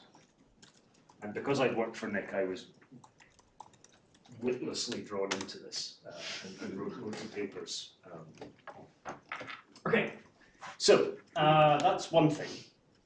Now I'm stopping off with the work of Marty Weitzman, who was an econ professor at Harvard, sadly passed away a few years ago, made many fundamental contributions in environmental econ. Into this debate, he basically brought the following idea. So Marty said, I agree with Bill about discounting. I'm not really comfortable with all this kind of econ professor tells people how to behave thing. Right? I prefer the doctrine of consumer sovereignty. But I think you two guys are underestimating the effect of uncertainty here. And in particular, he was kind of motivated by this kind of data from climate science, versions of which David Stainforth might have showed you. These are competing estimates of the probability distribution over something called the climate sensitivity. Heard of that concept? Right, how much warmer it is in equilibrium if you double atmospheric CO2. And we don't need to get too much into detail, but really, Marty looked at the tail of this, and he thought to himself, 10 degrees? Like, whoa. You know, if it's really going to be 10 degrees hotter at double atmospheric CO2, then that's like boiling the planet. And if you're saying that's even a little bit possible, not guaranteed, if you're saying there's even a 1% chance of boiling the planet, then I don't care about the discount rate. That's going to be an outcome that I want to avoid. So he was bringing this idea of uncertainty, and more specifically of tail risk, or fat tails, into the discussion. And I think what you also have to understand is that this was a time in the social sciences where fat tails were a really popular concept, right? There was work by people like Taleb on black swans and things like that. So it was fashionable to think about tail risk. So fine. So we've got discounting, and now Weitzman's come along and he's brought uncertainty and tail risk into the equation. So we wrote a paper redoing the Stern review with fat tails. So this is this was the probability distribution over climate sensitivity we used in the Stern review. Very sort of typical kind of simple triangular representation of the uncertainty, and we subbed it out for something with a fat tail, and we got the following results. Okay, so the reference point here is in boldface. So this row gives you an estimate of the value of reducing CO2 for the Stern Review's discount rate assumptions and our thin-tailed probability distribution over climate sensitivity, and I've just normalized it to 1 to keep things simple. So an interesting question is, suppose that we redid the Stern Review with a higher discount rate. You know, what effect does that have on the value of reducing CO2? Well, it reduces it. So this is like going from Stern towards Nordhaus. Okay? But supposing I took a Nordhaus discount rate assumption, but I instead took Marty Weitzman seriously and I thought about fat tails, well then I get to a value of CO2 which is 2.5 times higher than the Stern Review, right? Even with a high discount rate. Okay? And if I put the two together, I get an even bigger multiplier. So, where are we in the story? So, I think from the Stern versus Nordhaus debate, we learned the following. A very low discount rate is a sufficient condition for strong climate action. Because this goes back to the fundamental science. CO2 is very long-lived. Right? So with a very low discount rate, we put a lot of weight on the far-off future, and eventually that means that we want to take a lot of action to avoid climate change. But it is not a necessary condition. Right? Because we see here that even with a high discount rate, we can still generate a very high value of avoiding CO2 if we if we assume there is a risk of catastrophe. Now, that's an empirical question whether we think there's a risk of catastrophe or not. And some climate scientists argue that these tails of this distribution are not a real property of the distribution, right? They're just more these things are not really physically possible. You would know more about this than I do, John, but I think that would be fair to say. Yeah. And even if it isn't fair to say, you have to agree with me, right? But assuming that there is a non-zero probability of a climate catastrophe, that is also a sufficient condition for climate action, almost irrespective of your discount rate. If you put in your model that with a probability of 1%, climate change could wipe out global GDP entirely or almost entirely, then discount rate's not going to matter. You're still going to want to avoid that. And you've turned climate change from a problem of intertemporal choice into a problem of insuring against catastrophe. A bit in the way that we insure our homes against fire and flood, because if, heaven forbid, fires and floods happened, we could not afford to make ourselves good again, right? So it invokes a kind of insurance type argument. We buy insurance to make sure that we would be restored after a terrible event. Reducing carbon emissions is a bit like buying insurance. I've got a couple of hands up. Yes. How is climate damage calculated in the model? Through a damage function. But I know that doesn't answer your question. That's my first attempt to answer your question. Through a damage function. Like temperature, like exponential, I'm assuming. Yeah, so if you feed a temperature of 10 degrees into a damage function which has like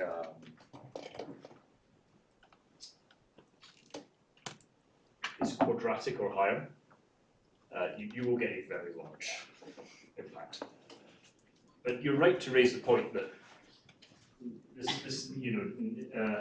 high temperatures are only important insofar as high temperatures would cause large damages.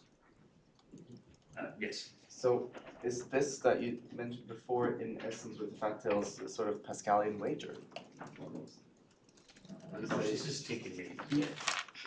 Expand upon that. Even if there is a minuscule probability, the negative weight there is so high that it's exactly right. And actually, Weitzman's paper on this, which is it's a really hard paper. It's really hard to read, but he actually proves how you can get an infinity. Right. So like if you can blow up the equation. It is a version of Pascal's wager. Yes. Want to ask something? Yeah, I don't know if it was kind of related, but if it's not about the discount rate, what variable is changing by considering flat tails? Is it the discount rate? It's really the fact that. Or is it changing the sign of the discount? It's really the fact that the change in utility from climate change has become so large that even if you're discounting it, it's still a large number. And in the limit, it could go to infinity, right? So if the utility gained from avoiding the extinction of humanity is by definition infinite, right? We don't need to go to those limits of it, but that's the basic idea. So nothing's cheap. We're still discounting. I'm just saying that now the benefits of avoiding future impacts have exploded to such a point where even if I discount them quite aggressively, they still are very large numbers. So he's kind of saying that the discount rate is actually just irrelevant. Yeah, so he said, he said at the time, in fact, I think that he said at the that Stern was right for the wrong reasons. So Weitzman agreed that we should do a lot on climate change, but he didn't think that the reason was discounting. He thought the reason was tail risk. I'm not sure whether I didn't get it, but the Stern review, they also used just like an integrated assessment model, very similar to the DICE model of Nordhaus. Yeah, a different one, but it's comparable. Yeah, I don't want to think about the effects that come purely from the differences in the model, but they're not large enough to, they're not the major factor.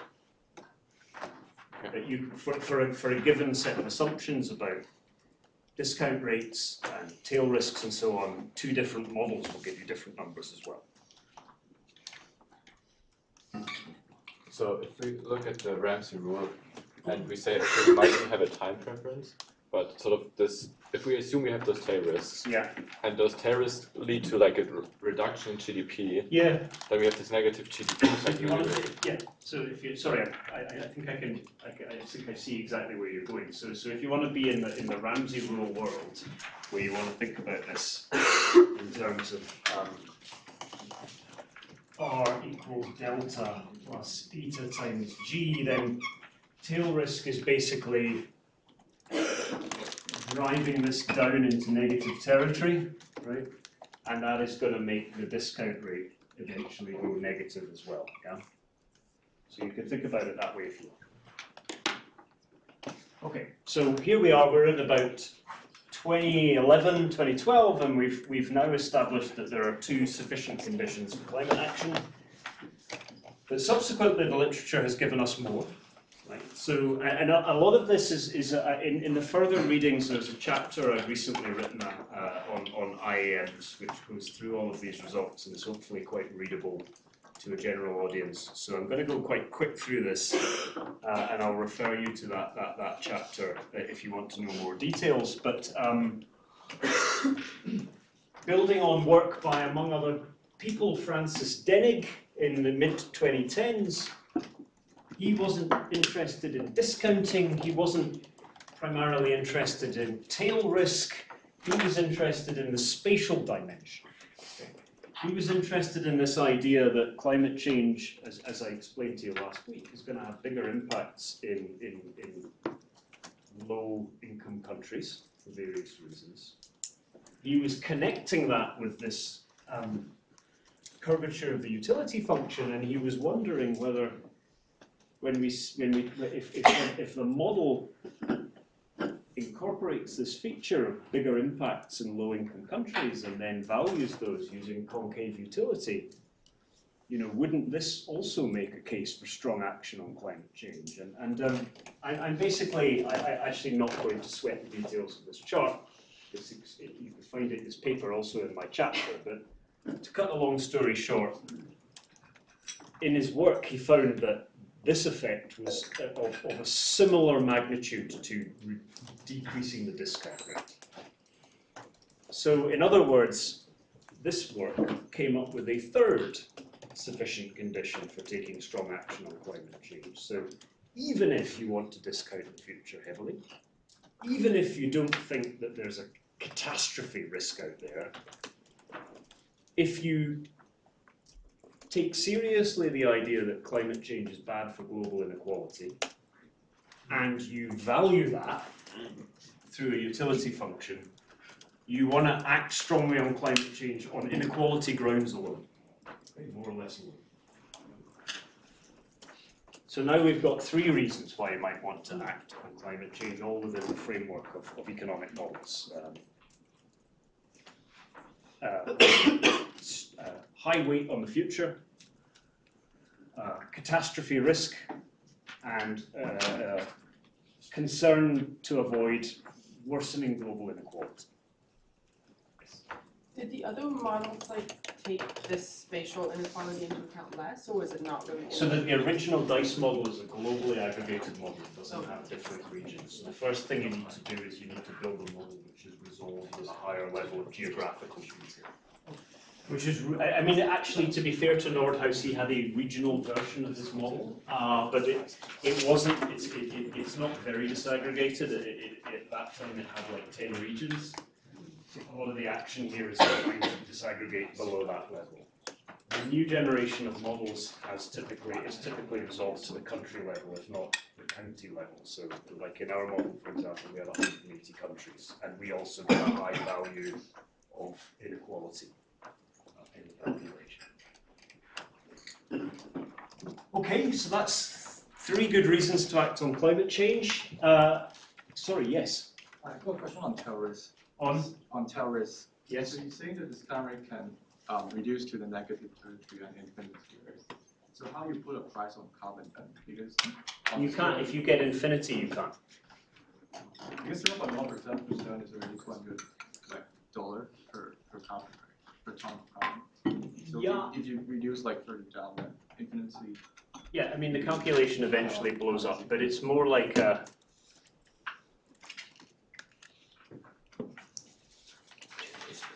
It's more like a. It's just an illustration of the problem. But yes, I mean at some point, if you have infinities in there, then you can't price carbon.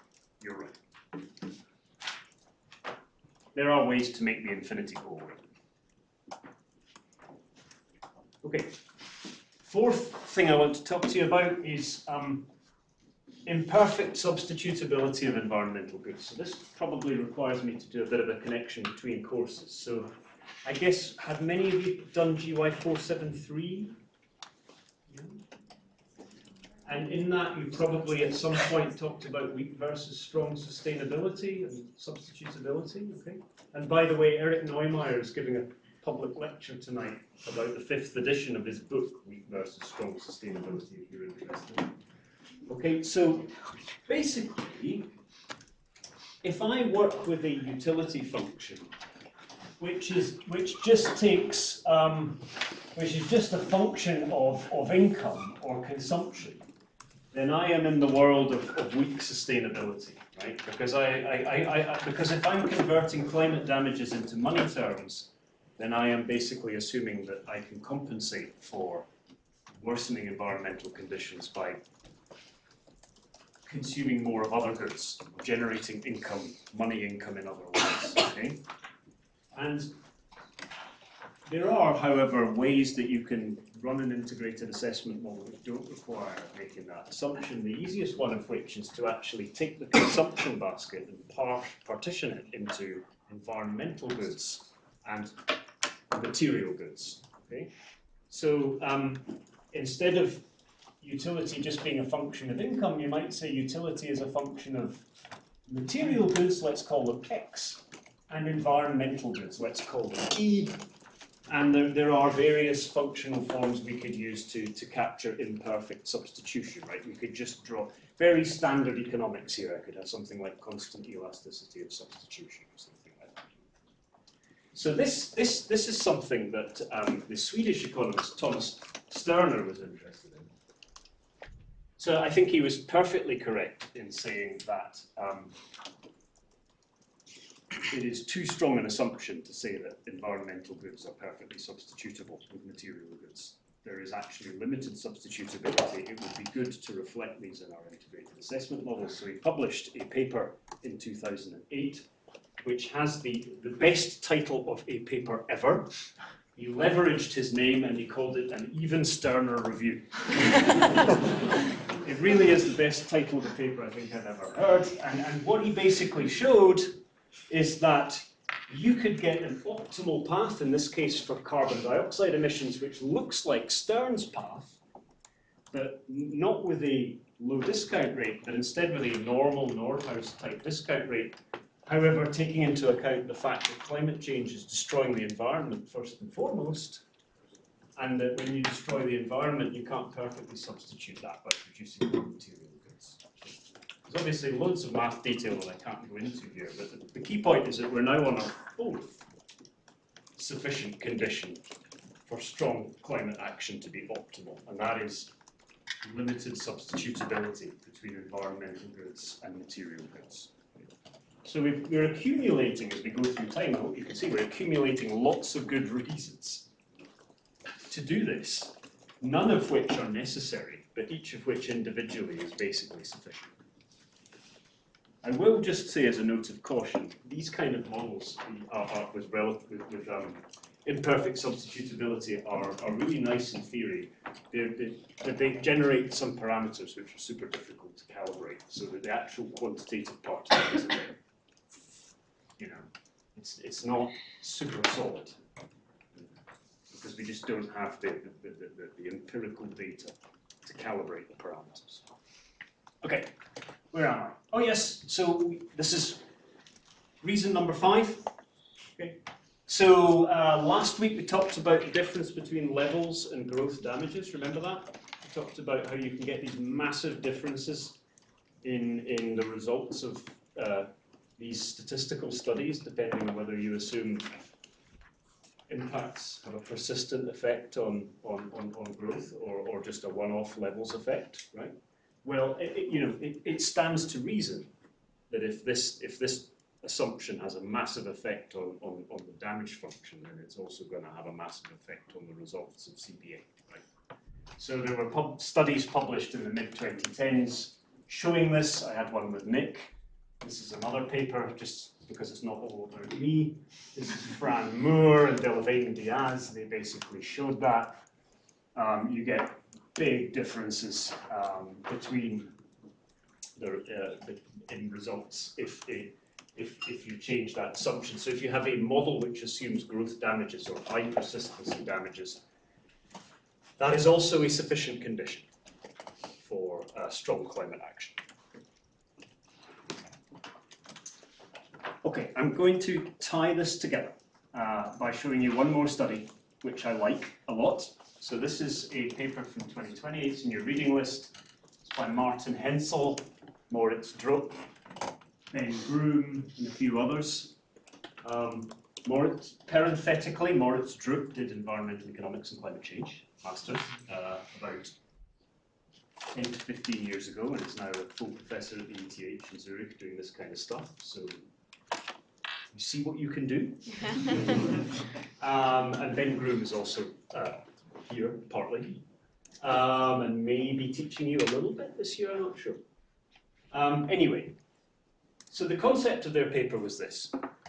Let's take Bill Nordhaus's model and make a bunch of changes to it and see whether we can get the optimal temperature in 2100 to line up with the Paris goals.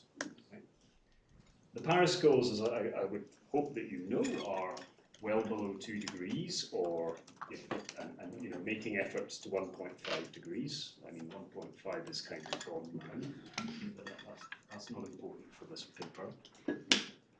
And of course, the problem was that Nordhaus's results are not consistent with the Paris goals, are they? Right. So Nordhaus's results typically say it would be optimal to warm the planet by 3 degrees. So they wanted to make the point that there's nothing intrinsic to his framework which generates this difference. You can make his model give you optimal temperatures of well below 2 degrees. It's just a matter of assumptions. And so they go through changing one thing after another, sort of improving the climate module, being more pessimistic about damages, making some other assumptions, and also switching from Nordhaus's preferred discount rate, the black triangle, to sort of expert consensus or median discount rate in the blue box. And you can see how they succeed in bringing the optimal temperature down from above 3 degrees down to below 2 degrees. Okay? So it's a nice paper because it's sort of one illustration of the point I'm trying to make, which is that, well, firstly, you can get the IAM framework to give you any answer, any answer you want. But secondly, over time, I think that the center of gravity in the literature has very much moved towards low temperatures being best. And so, in other words, cost-benefit analysis, I would think at this point, pretty unambiguously gives support for trying to limit warming to well below 2 degrees, possibly even 1.5 degrees. That's the message I want you to come away with from this mini lecture. And I've tried to sort of trace through the history of thought that got us here. This idea of there being many sufficient conditions, none of which is arguably individually necessary, right? That is a really important idea that I want to go with. Okay. Let's have our second break. So let's have it's another 10-minute break and start again at 4:05. And again, if you, first of all, like if you haven't signed the sign-in sheet, please do so, because you'll know by now that if you don't, you get angry messages. And if you need to ask me any questions, I'm around.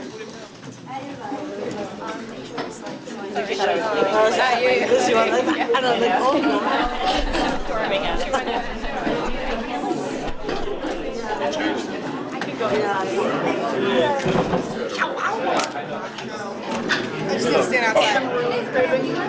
I think 3 hour lectures on top of 6 hour lectures.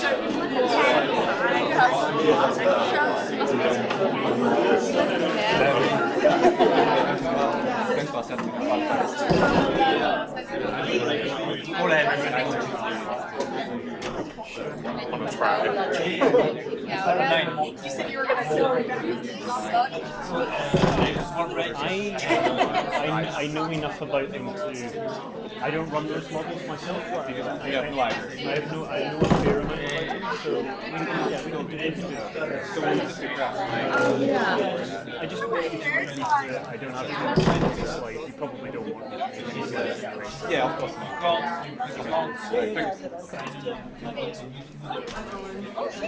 The most disgusting comic book I've ever had.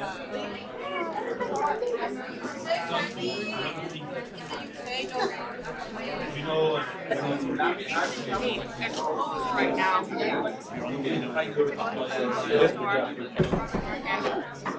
I would not expect you to do this. I'll be there. Yeah, you know I'll be there. More addressed to people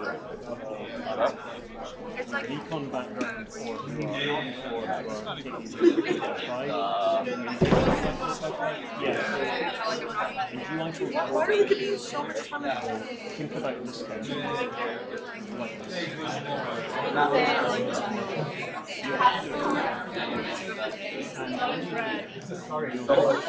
You want to join all the chat? These actually are, these come from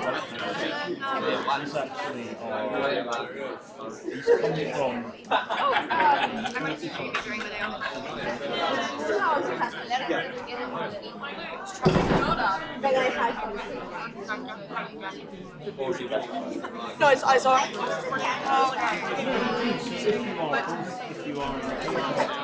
My kitchen's gone.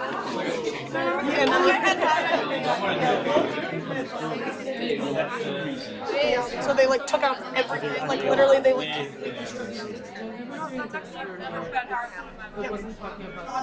Yes, don't. So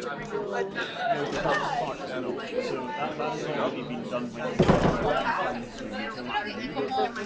but this applied to input. Also, I didn't realize Combines those two things, combines the utility function and the welfare function into a single rate discount input. So like, yeah, exactly. So if you have like income, utility, welfare, the Ramsey equation is basically starting out the middle step and giving you a way of going straight from income. Oh no! That's what happened to me in New York. Oh, I was making my breakfast bagel and it ruined my breakfast bagel. like this is Ellie's. Yes. The first part of the problem. It probably should. And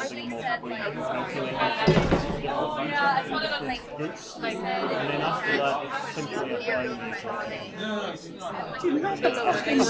I'm gonna go crazy. The drywall is like will be like cracking and falling off. It's time to move. I definitely won't stay after August. Advice for like studying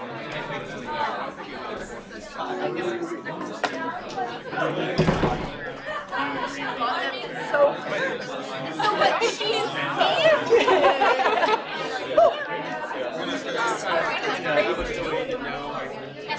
And I know know, but she like, you don't see it out loud. So I'd like to. It just depends on job. Like, I'm definitely gonna choose whoever gives me a job first. Well, like most, I think a lot of, yeah, I know. I just think all Americans are like so in, yeah, I mean, I like, especially if you want to work in federal government. I know, But I probably want to go more like a picture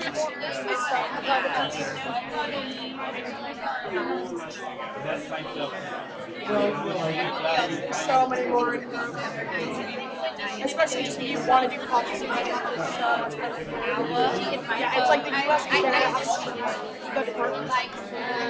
On the back burner. Hopefully in the next couple of years. Yeah, I'm definitely, I'm applying to that. If I get a job in San Francisco, I've been neglecting my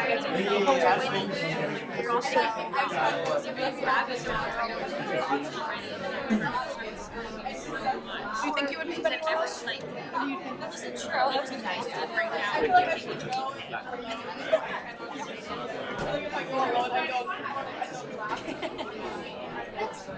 I mean, it is thing to say, but how It's a terrible idea.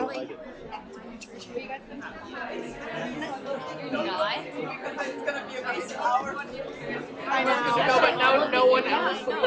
Every email they brought it up in 3 different. I'm gonna get.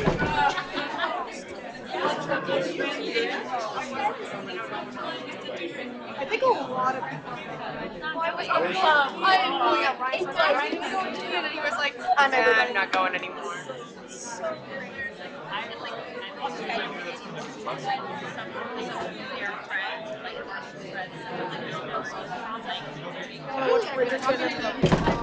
Get Indian tat. Yeah. I just rewatched like all the seasons this season. I gotta do it just so I get it.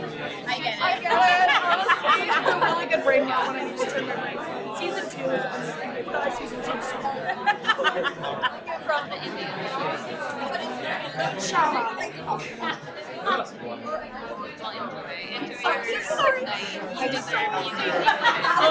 I need to shut Yeah. I said 90. You just kept walking. Yeah, but no. It's totally fine. It was like a part of the guys being Lord and Dave. Yeah. I wanted to be I saw it during. I went to the first one. I saw it and immediately when I was look, and I was like, wait, I'm at your class. Do you want like yeah, I'm sorry, but it's no, you didn't. I think the first lecture was a little bit too. Anyone else know what time it is? A little bit too. Like it was basically just summing up everything that we learned, especially in energy class, but like in a way that was like very. It was like a perfect bow of everything that I was like, what? Like I understand every single part of this, which is great. But it was one of those things I was like, I didn't learn anything. But I kind of was like, it's still interesting to learn the like public and like governmental perspective because we're I feel like focusing on the public sector and the economics of a lot, so it was interesting. Just yeah, exactly.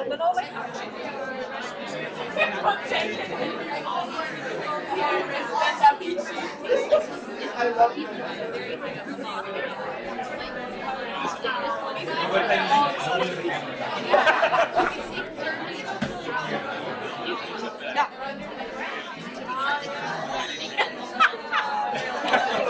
No, when it comes to the policy.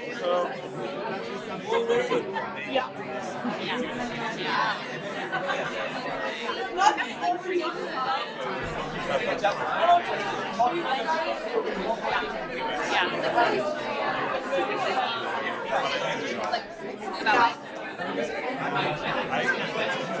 I I go on these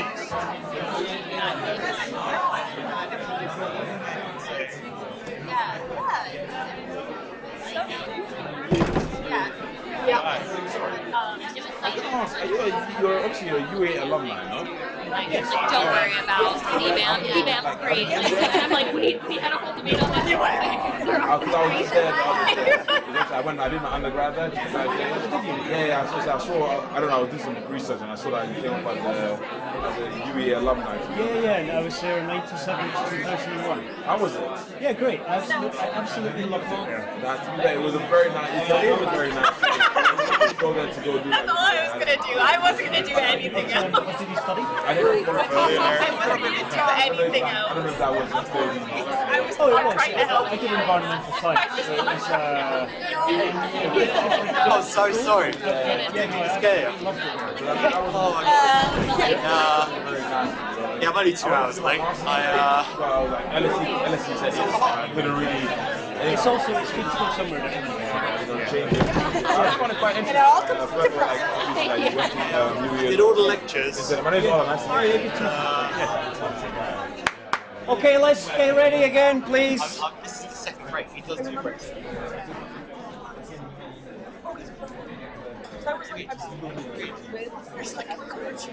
Okay, don't worry, because you're gonna get almost immediately get an opportunity to talk to each other again, right? Because the format today was that I talked to you a lot, and you're tired of me, and I'm tired as well. So it's time to do the assignment. Okay. So I asked everybody to read a couple of things. Something by me, which is just to sort of make sure everybody's on the same page about cost-benefit analysis. And then I think 4 or 5 readings from the wider sort of literature on climate change and philosophy, which I distributed across all of you. So you all had one to read. And that is the basis of what we're going to do in the last hour. So we're going to discuss the strengths and weaknesses of cost-benefit analysis, both in general and applied to climate change in particular. Right, so we're taking a step back from all the technical stuff that we did in the first couple of hours, and we're just going to start thinking a bit more about, is this even a good way to think about climate change? Are there better ways to do it? Right? And we're going to go through a few alternatives like human rights, capabilities and functionings, and so on. So I want you to spend 20 minutes with your neighbours thinking about these points. I suggest that you spend like the first 5 minutes or so just talking about strengths and weaknesses, and then for the second 15 minutes, since you'll have been reading different papers, try to explain to your neighbours what you read and what you think it was about, okay? So that's it for me. So we've got let's say until 4:30, okay? So to have a discussion between yourselves about what you learned from the readings and how you might answer these questions. If you're sitting kind of alone, please just sort of turn around and be sociable and chat with your neighbours, okay? So off you go.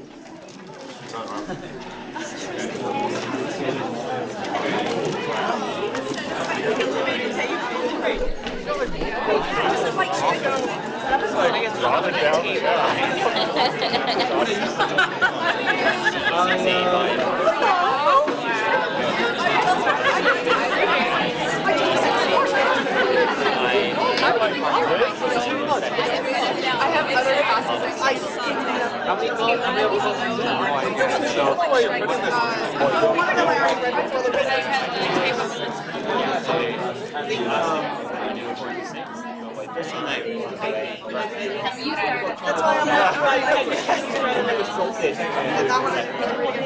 I'm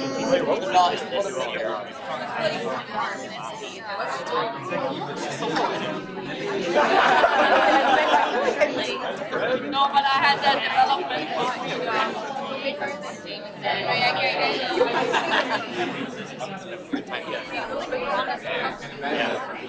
my work.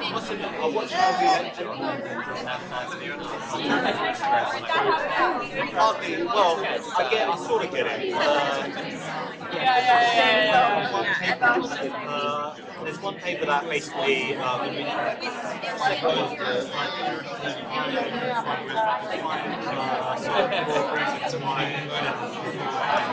mean, I just did the 4.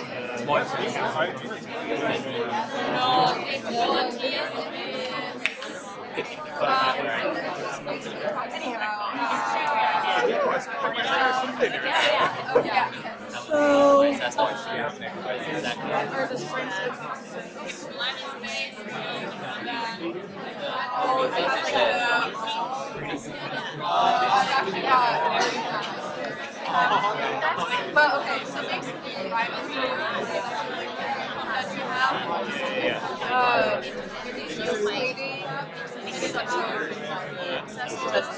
Yeah.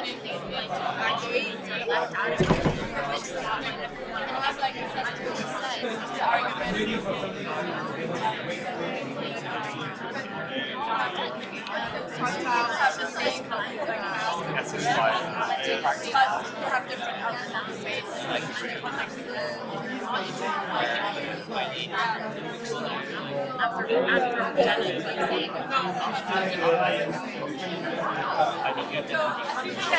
People have the same income, they might not have the same like how one of them lives like very close and one of them doesn't.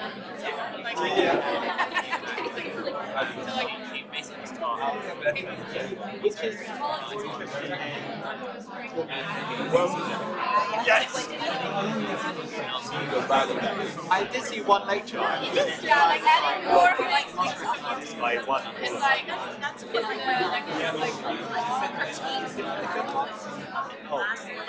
and then like those kind of like that like you have that's automatically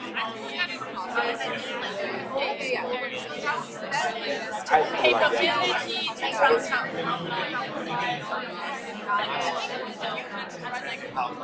We're just not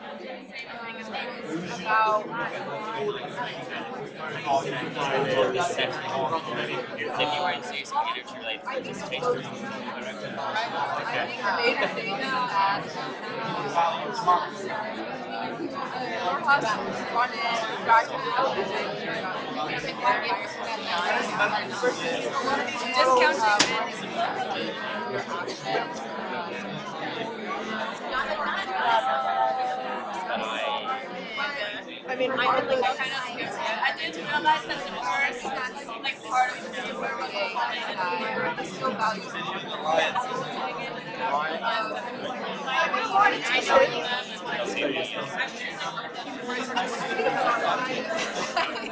Yeah, obviously, I think was like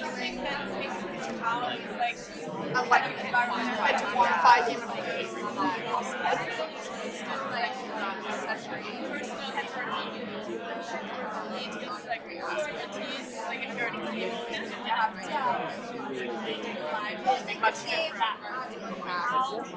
I guess. So it doesn't take right. Well, like, I think the argument is kind of the other way around, where like that has, I know, I think that would be like means that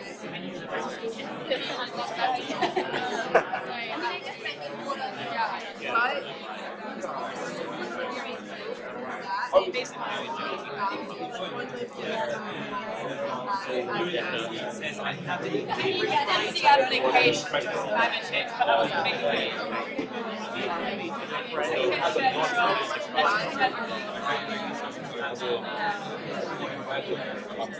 I'm pretty sure it was like,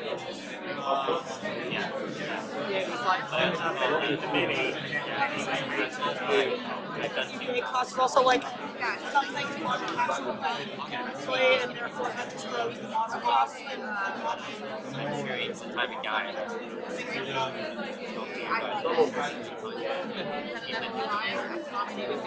Go first.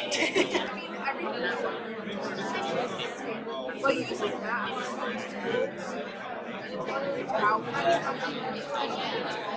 How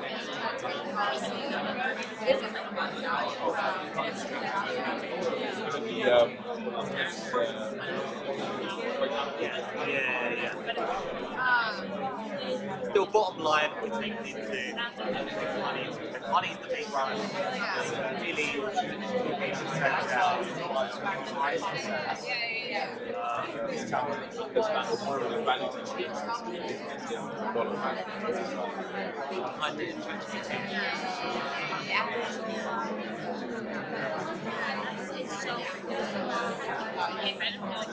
Honestly.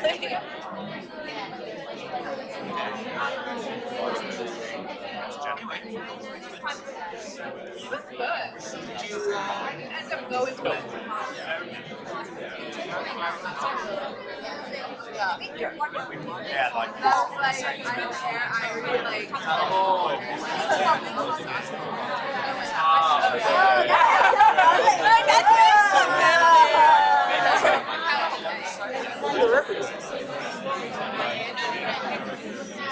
I was literally, I looked like a crazy question? Did you ask an ex-generator? It's just, I'm not by American accent. What's wrong with that? You should absolutely have asked. Yeah, exactly. Did you Like, see oh, like, the Jordan School? they could be like completely malnourished. I didn't know that. Unbelievable. I just couldn't decide.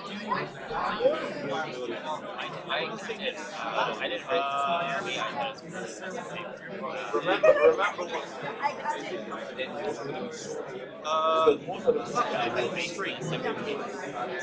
What's it one show?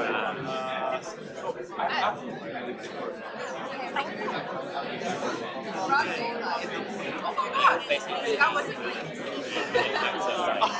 Actually, yeah. Was that actually lost? Yeah. Wow. Well, there we go. So, anyway. Where do you think you're like going? I don't want to accuse you, but what my favorite thing is? I would assume. Did you go to the Ted Lasso area?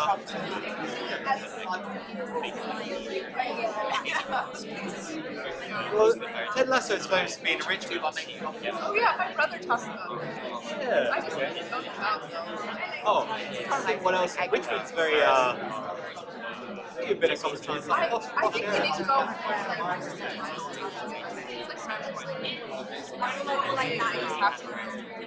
So where, Greg?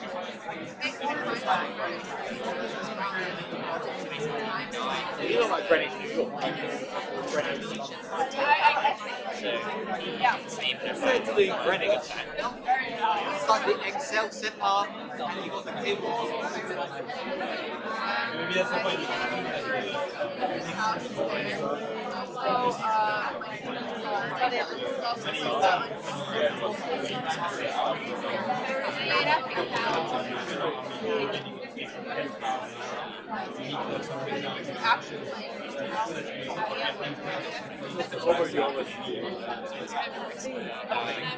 Yeah, I think the guys think. No twins there as well. I think I mean, I imagine a lot of work, but at the end it's still a very I have to deal with like the Blackpool Tunnel. So I try a lot of all the classes I did. And I also see a lot of this. I'm like, deal with it. Wait. That was it, but you know it's not. Like,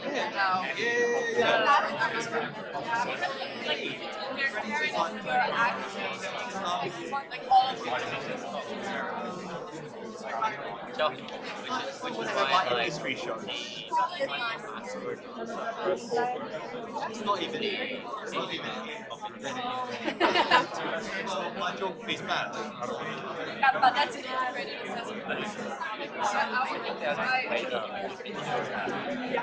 Anyways, it's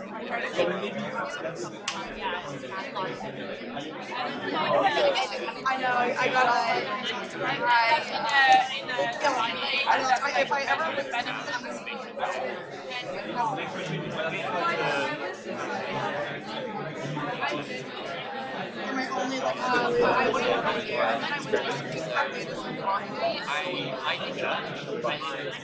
Yeah, it's just like all these models are just very funny because it's so like you can look at the models and be like, we need to change right now, but no one's gonna care as much. And it's like, oh, it's a feature.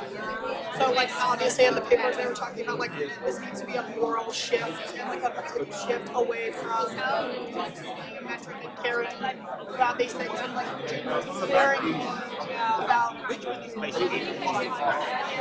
I don't know why I What are your best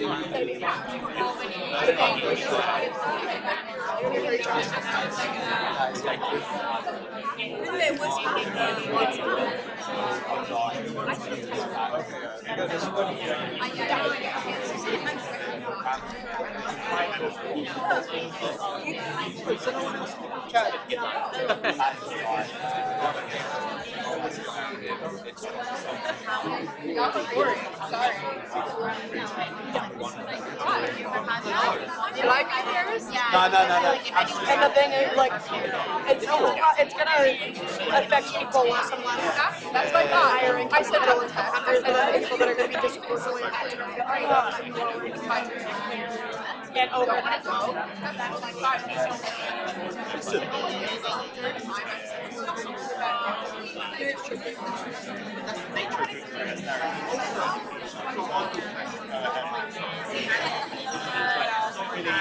It's just like, I think that's just our big pumps. Like my reaction. Yeah, I think it's like It's like we were all fantastic.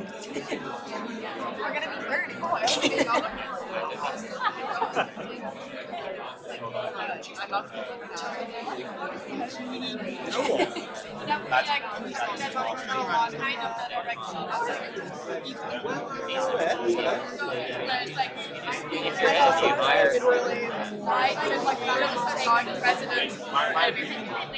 I mean, down here.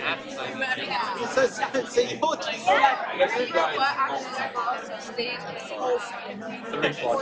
It's a good bit.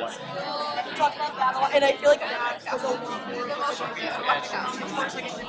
Again, not much. I love is that like, what's very like, it's like the. I mean, it was interesting because like our seminars, you would have to read like one or two papers and then go through the progression route and like of each of those. No, I used to have to trouble myself. But then like this one is much. I want to in the area. Anywhere else in London, it's like yeah. You're speaking gibberish right now.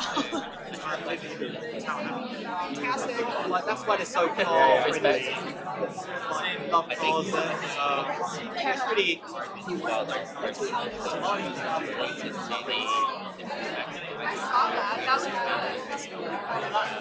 You know what? It was dead cheap. I went out there.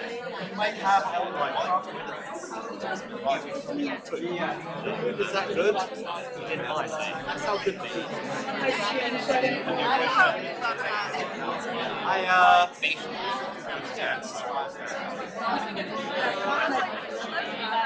Where our right wing is like. I feel like.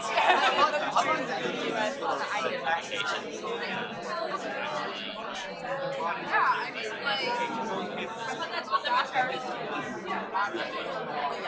Oh, it says. Oh, I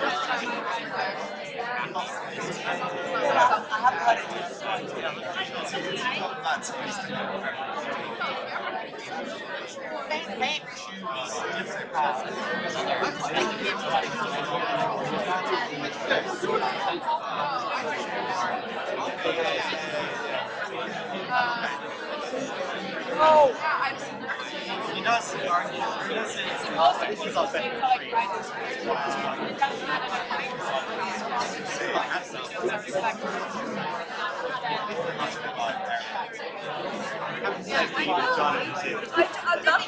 Okay, I've been around the corner is your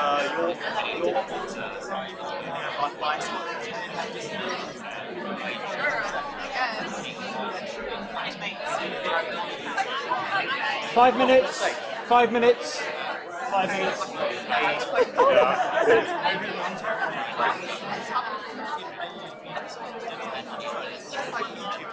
No, this is like it's like a dinner table.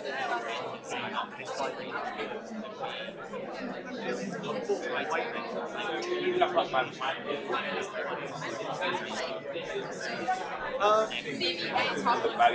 That was this one's really good.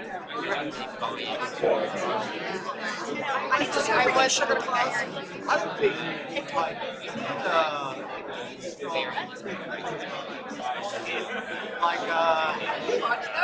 sometimes Yeah. like under a certain time. Why have you gone on there?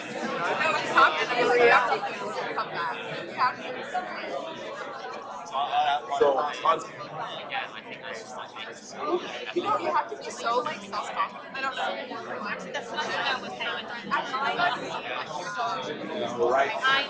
There's no way there's I would say, I do think they benefit by people who give out sort of like, this guy's a golf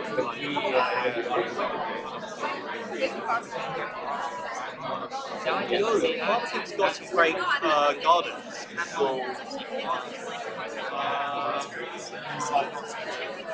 So they've got this big conservatory.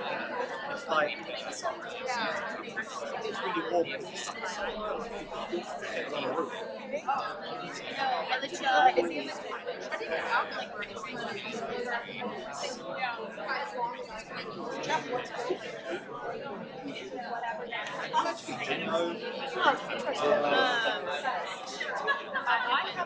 With the summertime, I'm going to go sort of like the honestly, I've never been able to. You know, like,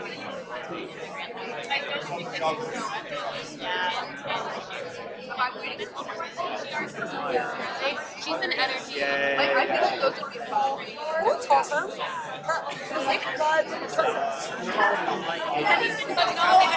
said he's been like that. Yeah, but it's like they'll do like a one day. No, I don't think that's Nice. Yeah. But yeah, like, I want to try it. Like, I like it. No, exactly.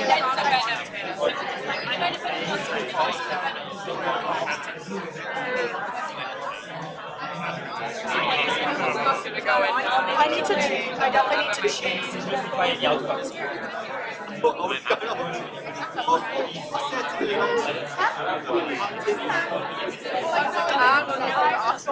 That's so true, yeah. No, honestly, I really like her. That's why you would be in. So I 100% agree. Because, like, I also, like, when I went in, because I did baby showers, I heard cheese. wow, what's that over there? Chocolate, but I don't think she's good.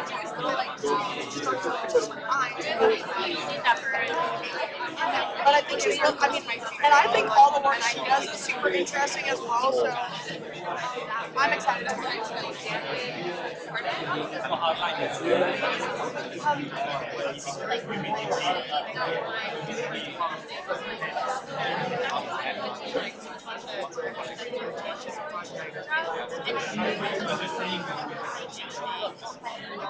I guess I do have International relations.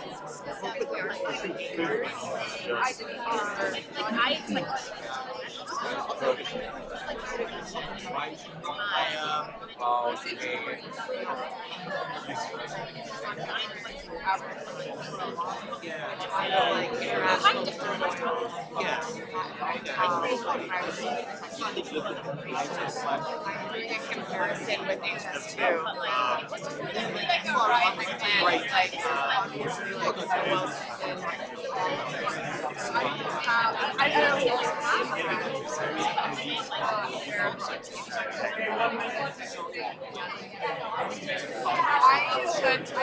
really like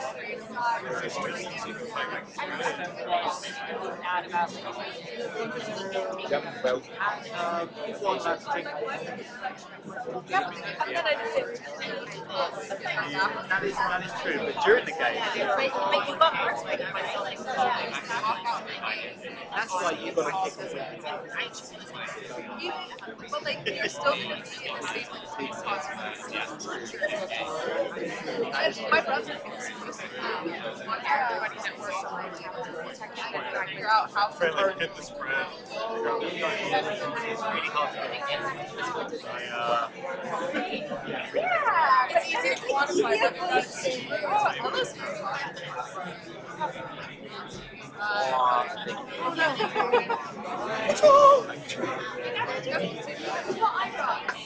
I think you should buy them off like Okay, let's go. So, sounds like you're having good discussions there. As with last week, I have a set of notes that I will put up later with some kind of structured points for this part of the class. But I want to do some board work and plenary now, see what you've come up with. So we're going to start with kind of simple strengths and weaknesses and cost-benefit analysis. So let's see what you came up with. So let's start with strengths. What's good about cost-benefit analysis? Must be something good about it. Otherwise, I'd be wasting my time on this. Yes?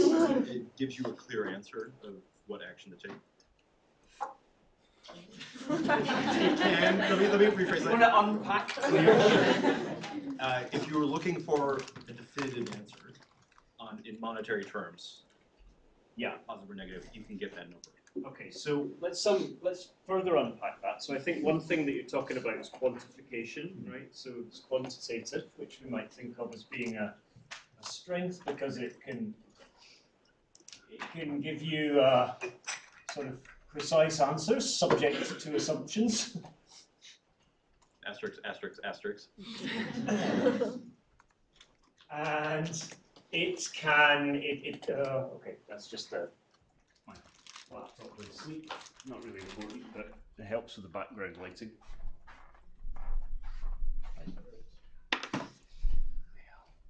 And you mentioned monetization, right? Which I think is, in a way, a separate point because it's about, to me, that implies at least two things. One is the moral force behind the framework, right? So we're not monetizing for its own sake. We're doing it because we want to. It's a tool for applying utilitarianism, right? And we can disagree with it, but it does have some important properties. So we're applying utilitarianism, but also we're working in a currency that decision makers find important, right? That's another thing that we might think of when we talk about the value of doing things in monetary terms. It's like money matters whether you like it or not. And it's certainly true that when Tony Blair commissioned the Stern Review, his idea was that we need a cost-benefit analysis of climate change to try to put this issue up the agenda, right? Because Britain had the G7 presidency at the time. I think it was 7. The G's gone up over time, but I think it might have been 8, 7. Anyway, we had the presidency at that time, and we wanted to talk about climate change, and we wanted a report to talk about which put some economic numbers on. So yes, so thank you. It shows like transparency of how you came to the decision or what informed that policy decision. Yeah, I think it is transparent insofar as all the normative judgments you have to make boil down to functions and parameters, which are very explicit, right? Whereas in wider political discussion, we may have people expressing views where their underlying assumptions are not clearly documented. Yes? It allows for public consumption, like easy public consumption. Because with numerical values, an average person can understand that, but I feel like if you're speaking in like sort of technical terms about, the value of this thing in, I guess, discount rate and everything, it's hard for people to actually genuinely understand the actual cost. Yeah. So I think I think people could have different views on this point, but I think your point is totally fair. So it's kind of understandable. It can be communicated. Yeah. It's a more or less flexible approach. It's flexible. Flexible. Yeah. I mean, you can within the terms of being a utilitarian. It is, yes. I'll take your. I've got a new hand. So yes. It can capture some benefits, for example, health and stuff. It can do. I didn't talk about that today, but there's no reason why you can't explore the intersection of climate with other issues like clean air, right? Because when we reduce, particularly when we reduce emissions of things like methane, methane is both a greenhouse gas and a local air pollutant. It's a precursor of tropospheric ozone, which is a local air pollutant, right? And also when we do things like retire coal plants, we reduce not only CO2 emissions, but we also reduce emissions of a bunch of other nasty things that are released during combustion, like fine particulates and things like that. So yeah, you can do that too. So it's quantitative. I would say one of the key points I wanted to make is it's structured similar to the transparency point. I think economists who practice cost-benefit analysis will argue that because it's structured, it can mitigate against analyst bias, right? By making people work in a very structured framework. It can also, I mean, this is one of the main things, right?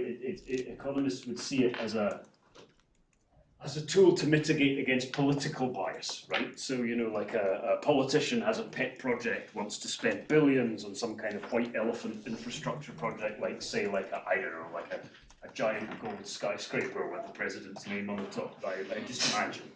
And, it's unlikely that would pass a cost-benefit analysis, right? And so it is often there to be part of the checks and balances which prevent politicians from just implementing their pet projects. At least that's the idea. Probably what happens is the economists just get shot. Okay. So that's enough for strengths. I think there are plenty there, and probably a few other things we could talk about. I do want to emphasise, that we, hopefully in a minute we're going to pick holes in utilitarianism, but it is an important ethical theory. Clearly, consequences do matter. Utility isn't an encompassing way to think about consequences, and so there is something of value in that. Okay, weaknesses. So this is the opportunity for those of who hate economics to go to town. So yes. There can be a general distributional indifference and a possible neglect of rights. Yes, there's definitely a neglect of rights. So so rights are ignored almost by definition of being a utilitarian. And for those of you who did the Simon Caney reading will have had will have read the arguments why this is important. Those who didn't will at least hopefully have seen the Christians and the lions in the Colosseum thought experiment. So that in a sense, nothing is morally impermissible in cost-benefit analysis. If the benefits exceed the costs, that's fine. You can do anything you want as long as the benefits are greater than the costs. And what was it? So distribution, right? So, I mean, it's an analyst's choice, right? We talked about how you can reflect distributional issues through the utility function and so on, but Just from the SEN perspective, we couldn't, so I guess that's where I don't yes. that as a weakness, but if we're not there yet. No, that's good. So let's how to summarize that. So, I've got some very nice notes about this, so let me use them.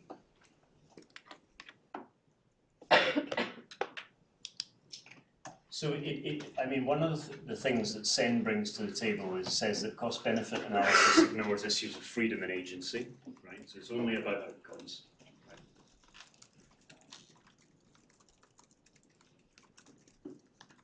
And I think another thing that Sen hopes is that his framework, unlike cost-benefit analysis,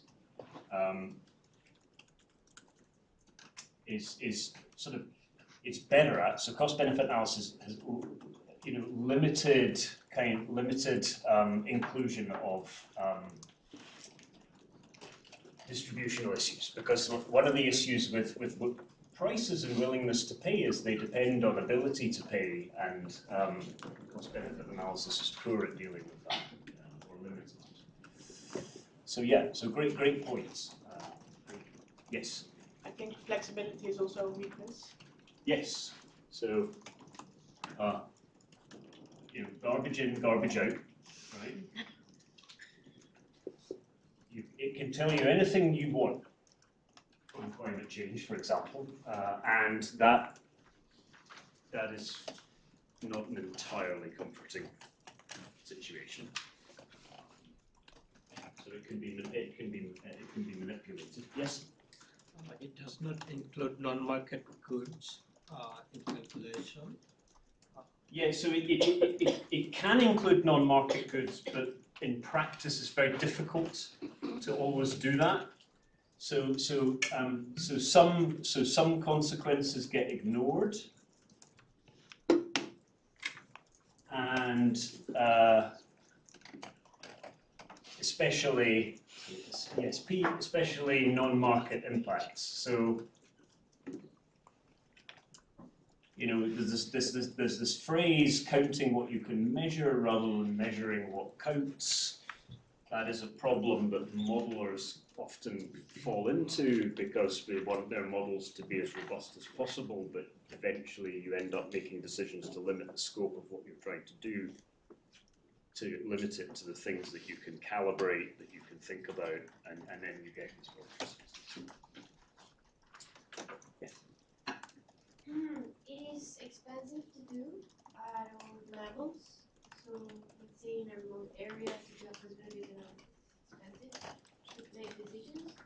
Also, that it is based on estimates of economic consequences of climate change that are radically uncertain. Yeah. So in order to so your first point is that it can be expensive to do. I think that becomes, you could think of it as like a fixed cost. So like the smaller the problem you're thinking about, the less you might be willing to pay Professor Dietz $2,000 a day to think about it, right? But for climate change, that I'm actually more expensive than that. Depends who's paying.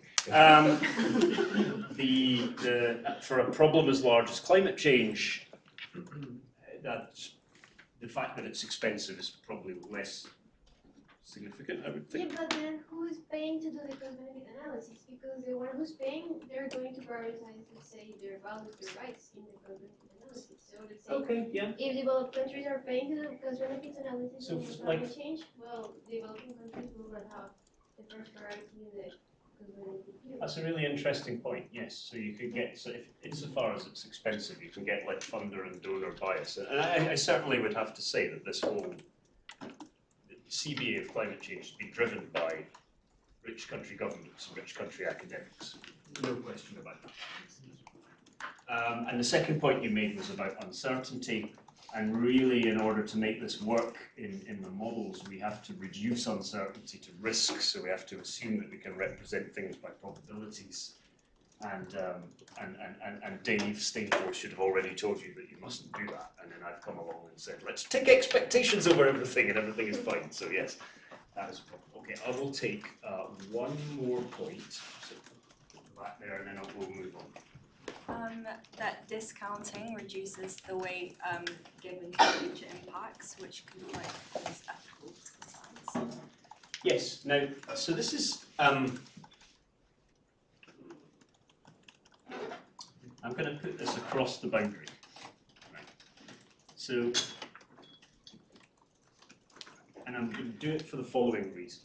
So, we know from Stern and Nordhaus that you can assume what you want about the discount rate. I think on the strengths side, I think what we would say is that discounting at least forces you to be very explicit and precise about your time preferences, whereas other approaches may keep that more obscure and implicit. On the other hand, certainly if you read the debate about economics and climate change, you will see people express the view that the fact that the results appear to be sensitive to the discount rate is a weakness, right? And that, I think, goes a little bit in the direction, for example, of the human rights approach, to say that the fact that CBA is sensitive to the discount rate is telling you that there are problems with the underlying ethical framework here, and future generations need more protections so that their benefits don't just get drowned out by current costs of solving the climate problem. And therefore, we should think about the rights of future people to a stable climate, which is the Simon Caney paper, the rights-based approach.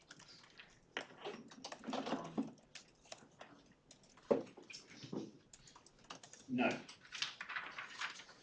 that gives me a good opportunity. I mean, since I have these notes to share with you, I think it's fine. It gives me a good opportunity to segue into the rights-based approach. So, I don't think I'm going to write something down here, but just to make sure we're visually focused on it. So, talked about one advantage of the rights-based approach is that it identifies a set of actions as being morally impermissible under any circumstances. So it would have avoided throwing the Christians to the lions, right? We would have given the Christians human rights. Not something that was big in Julius Caesar's day, but you know, give them. I mean, utilitarianism wasn't either, but you know, they were sort of pre-utilitarian utilitarians, or hedonists maybe. And we could give the Christians human rights, and then we wouldn't throw them to the lions, because that's really just not sport to kill people for entertainment.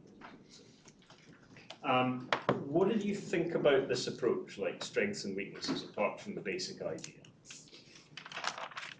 Anybody got opinions to share on the rights-based approach? Yeah? Sometimes rights can be contradictory with each other. Yeah, so I think that's one of the main objections to trying to arbitrate between climate strategies based on human rights alone, is it might not actually unambiguously tell you what to do. Because you might have rights of future people to a stable climate. What do you do with, for example, coal mining communities today that you're going to decimate through the low carbon transition? Should we think of the mining communities as having rights? What kind of rights should we think of them as having? Are they less important than the rights of future generations to a stable climate? How do you weigh these things without getting back to some kind of consequentialist logic, the thing that we're trying to avoid here, right, by taking a rights-based approach? I think it would be possible to push back on that. Does anybody want to push back on that?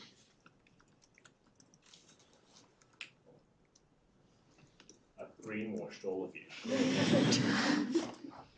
Yes?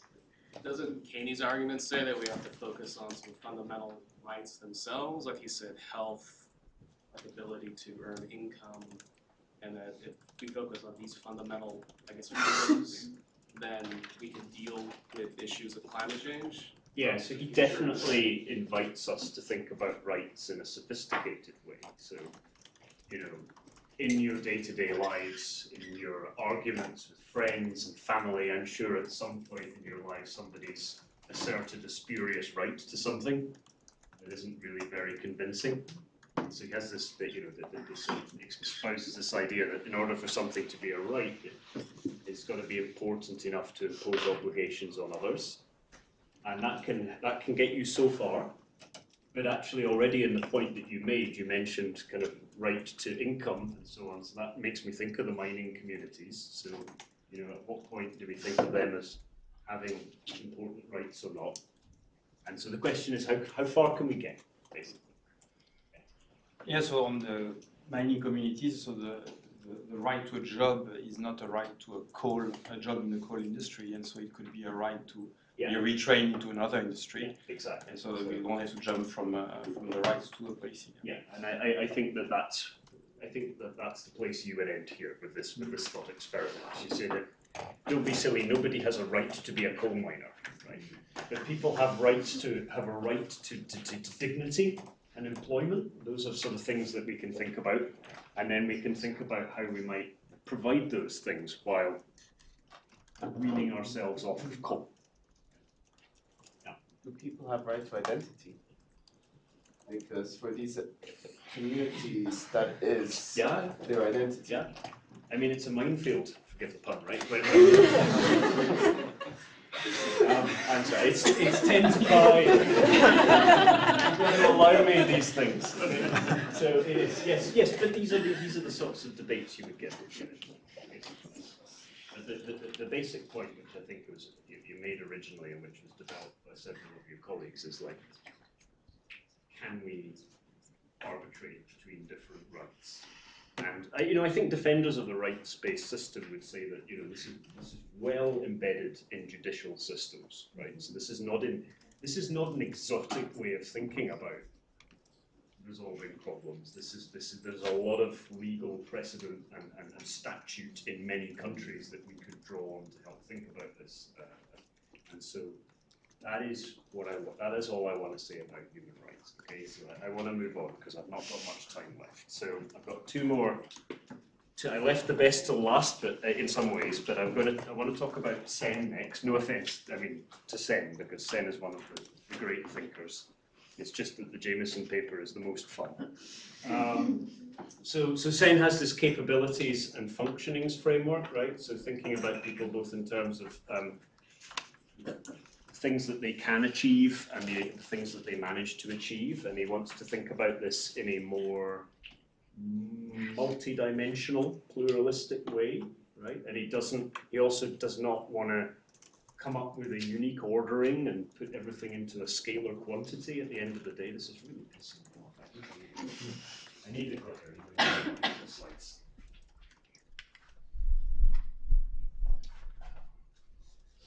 Okay, so what do you think about the Sen framework? What's good about it? What's bad about it? Looking for some new hands first and foremost. That's a fairly new hand you've got. So. On that side. So as a critique to Sen, I would argue first it's very anthropocentric, and also like he never puts a limit on capabilities. So essentially, like I can decide my own capability. And as long as the community around me gives like a reasoned evaluation of it and passes it, then it can happen. So there's no limits. So it can theoretically be very unsustainable, let's say the community values consumerism. That's just an example. Yeah. So I think that's like a core limit with Sen, is that it's too focused on the individual. Or and he very explicitly wants to give people and communities more capacity to figure out for themselves what they value, and that is a good thing and a bad thing. I totally agree. That's a great point. Yes. I guess in favour of him more, it's a lot of utilitarian cost-benefit analysis doesn't put moral judgments on how people value things themselves, whereas he's kind of saying let's have a more substantive, like there are moral judgments and there is a good or a bad outcome that sometimes the rights-based approach or self-evaluation doesn't have. Yeah, he's trying to, well, my way of reading him is he's trying to take the good bits of consequentialism and the good bits of non-consequentialist ethical theories like deontology and so on. So yeah, he's exactly trying to do that. That's what he's aiming for. I showed you one implementation of the approach, which is the Human Development Index, which is like income times 0.3 plus health times 0.3 plus education times 0.3. I mean, what did you think of that? It's a bit of a rhetorical question, but like, what did you think of that?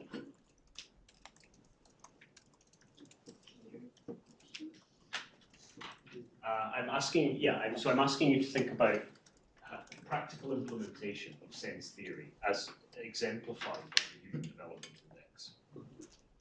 And I'm asking for views on whether that's good or not. Yes. Yes. Well, I think it would be really nice if it didn't cost that much money to just quantify and just to make a survey of everybody's capability, and still it would be quite individualized. It's a very subjective matter, and I feel like trying very hard to make CBA like inherently more equitable in terms of like this political theory that we're trying to discuss here is not that, I don't think that's that practical. I feel like we need to take it with a grain of salt, and we need to look at it as an instrument that can inform us and then also educate ourselves on how the society and community works. Jameson was talking about it. So I think that's a great point. So I think you and I agree that the attempts to implement capabilities and functionings as an evaluation, quantitative evaluation framework are a bit disappointing, because things like the Human Development Index end up looking not a whole ton different to a CBA, just with fairly arbitrary weights and so on. But as you say, I think that that wasn't his aim. He wasn't trying to produce another technocratic evaluative toolkit. It was really, he was trying to get us to think about political decision making in a different way. So, and in that regard, he brought a lot of value. But my own opinion is that things like Human Development Index are not a great alternative to CBA, and still quite difficult to implement in the climate context, because the impact of climate change on years of schooling, very hard to trace out. That's a very complex causal chain. Okay, a few minutes left. The Jameson paper.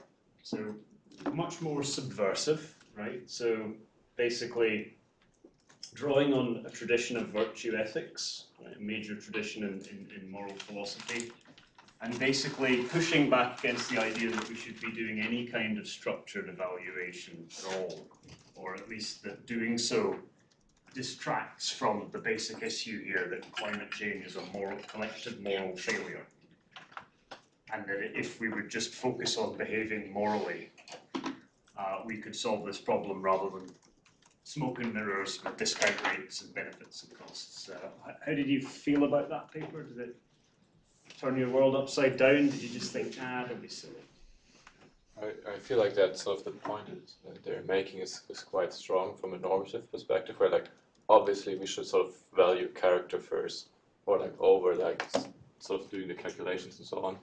But I think at the same time, if you look at it more from a positive perspective, you're like, well, okay, but how do we get actually policymakers to make a difference and actually to make the world a better place? So I feel like there's this just a trade-off that's a bit inherent to the problem. Yeah, I think it's a really good way to capture it. Yeah, I think that there are 2 points which he makes, which I think are very powerful. I think the first is that a lot of things that we do in everyday life feel normal, but actually have an impact in the climate change question, and our value system is not designed for us to actually realize that. And the second is the distance in space and time of those consequences.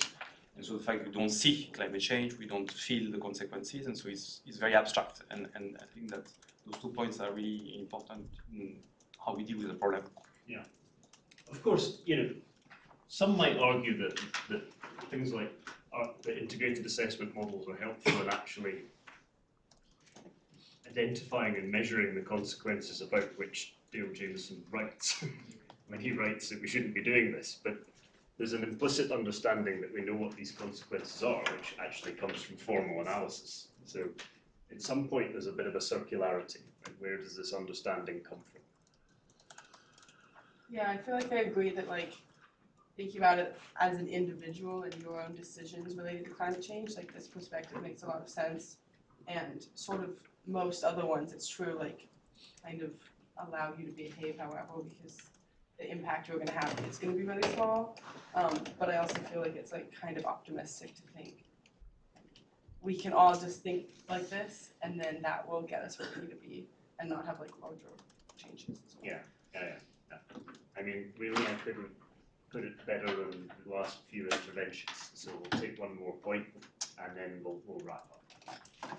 Isn't there scope to like use them together in some sense as well? Like, because changing values takes a long time, and you might want to work on changing these values alongside some of the other. I think so. I think methods. I think I also find the tradition he's drawing on very compelling in terms of telling me how I should think about the issue. But it doesn't mean that it's not valuable to do structured evaluation in the policy process, right? Because first of all, because not everybody is going to think in a virtuous way, and secondly, because we have the political systems we do, and in some of them, structured evaluation has a role.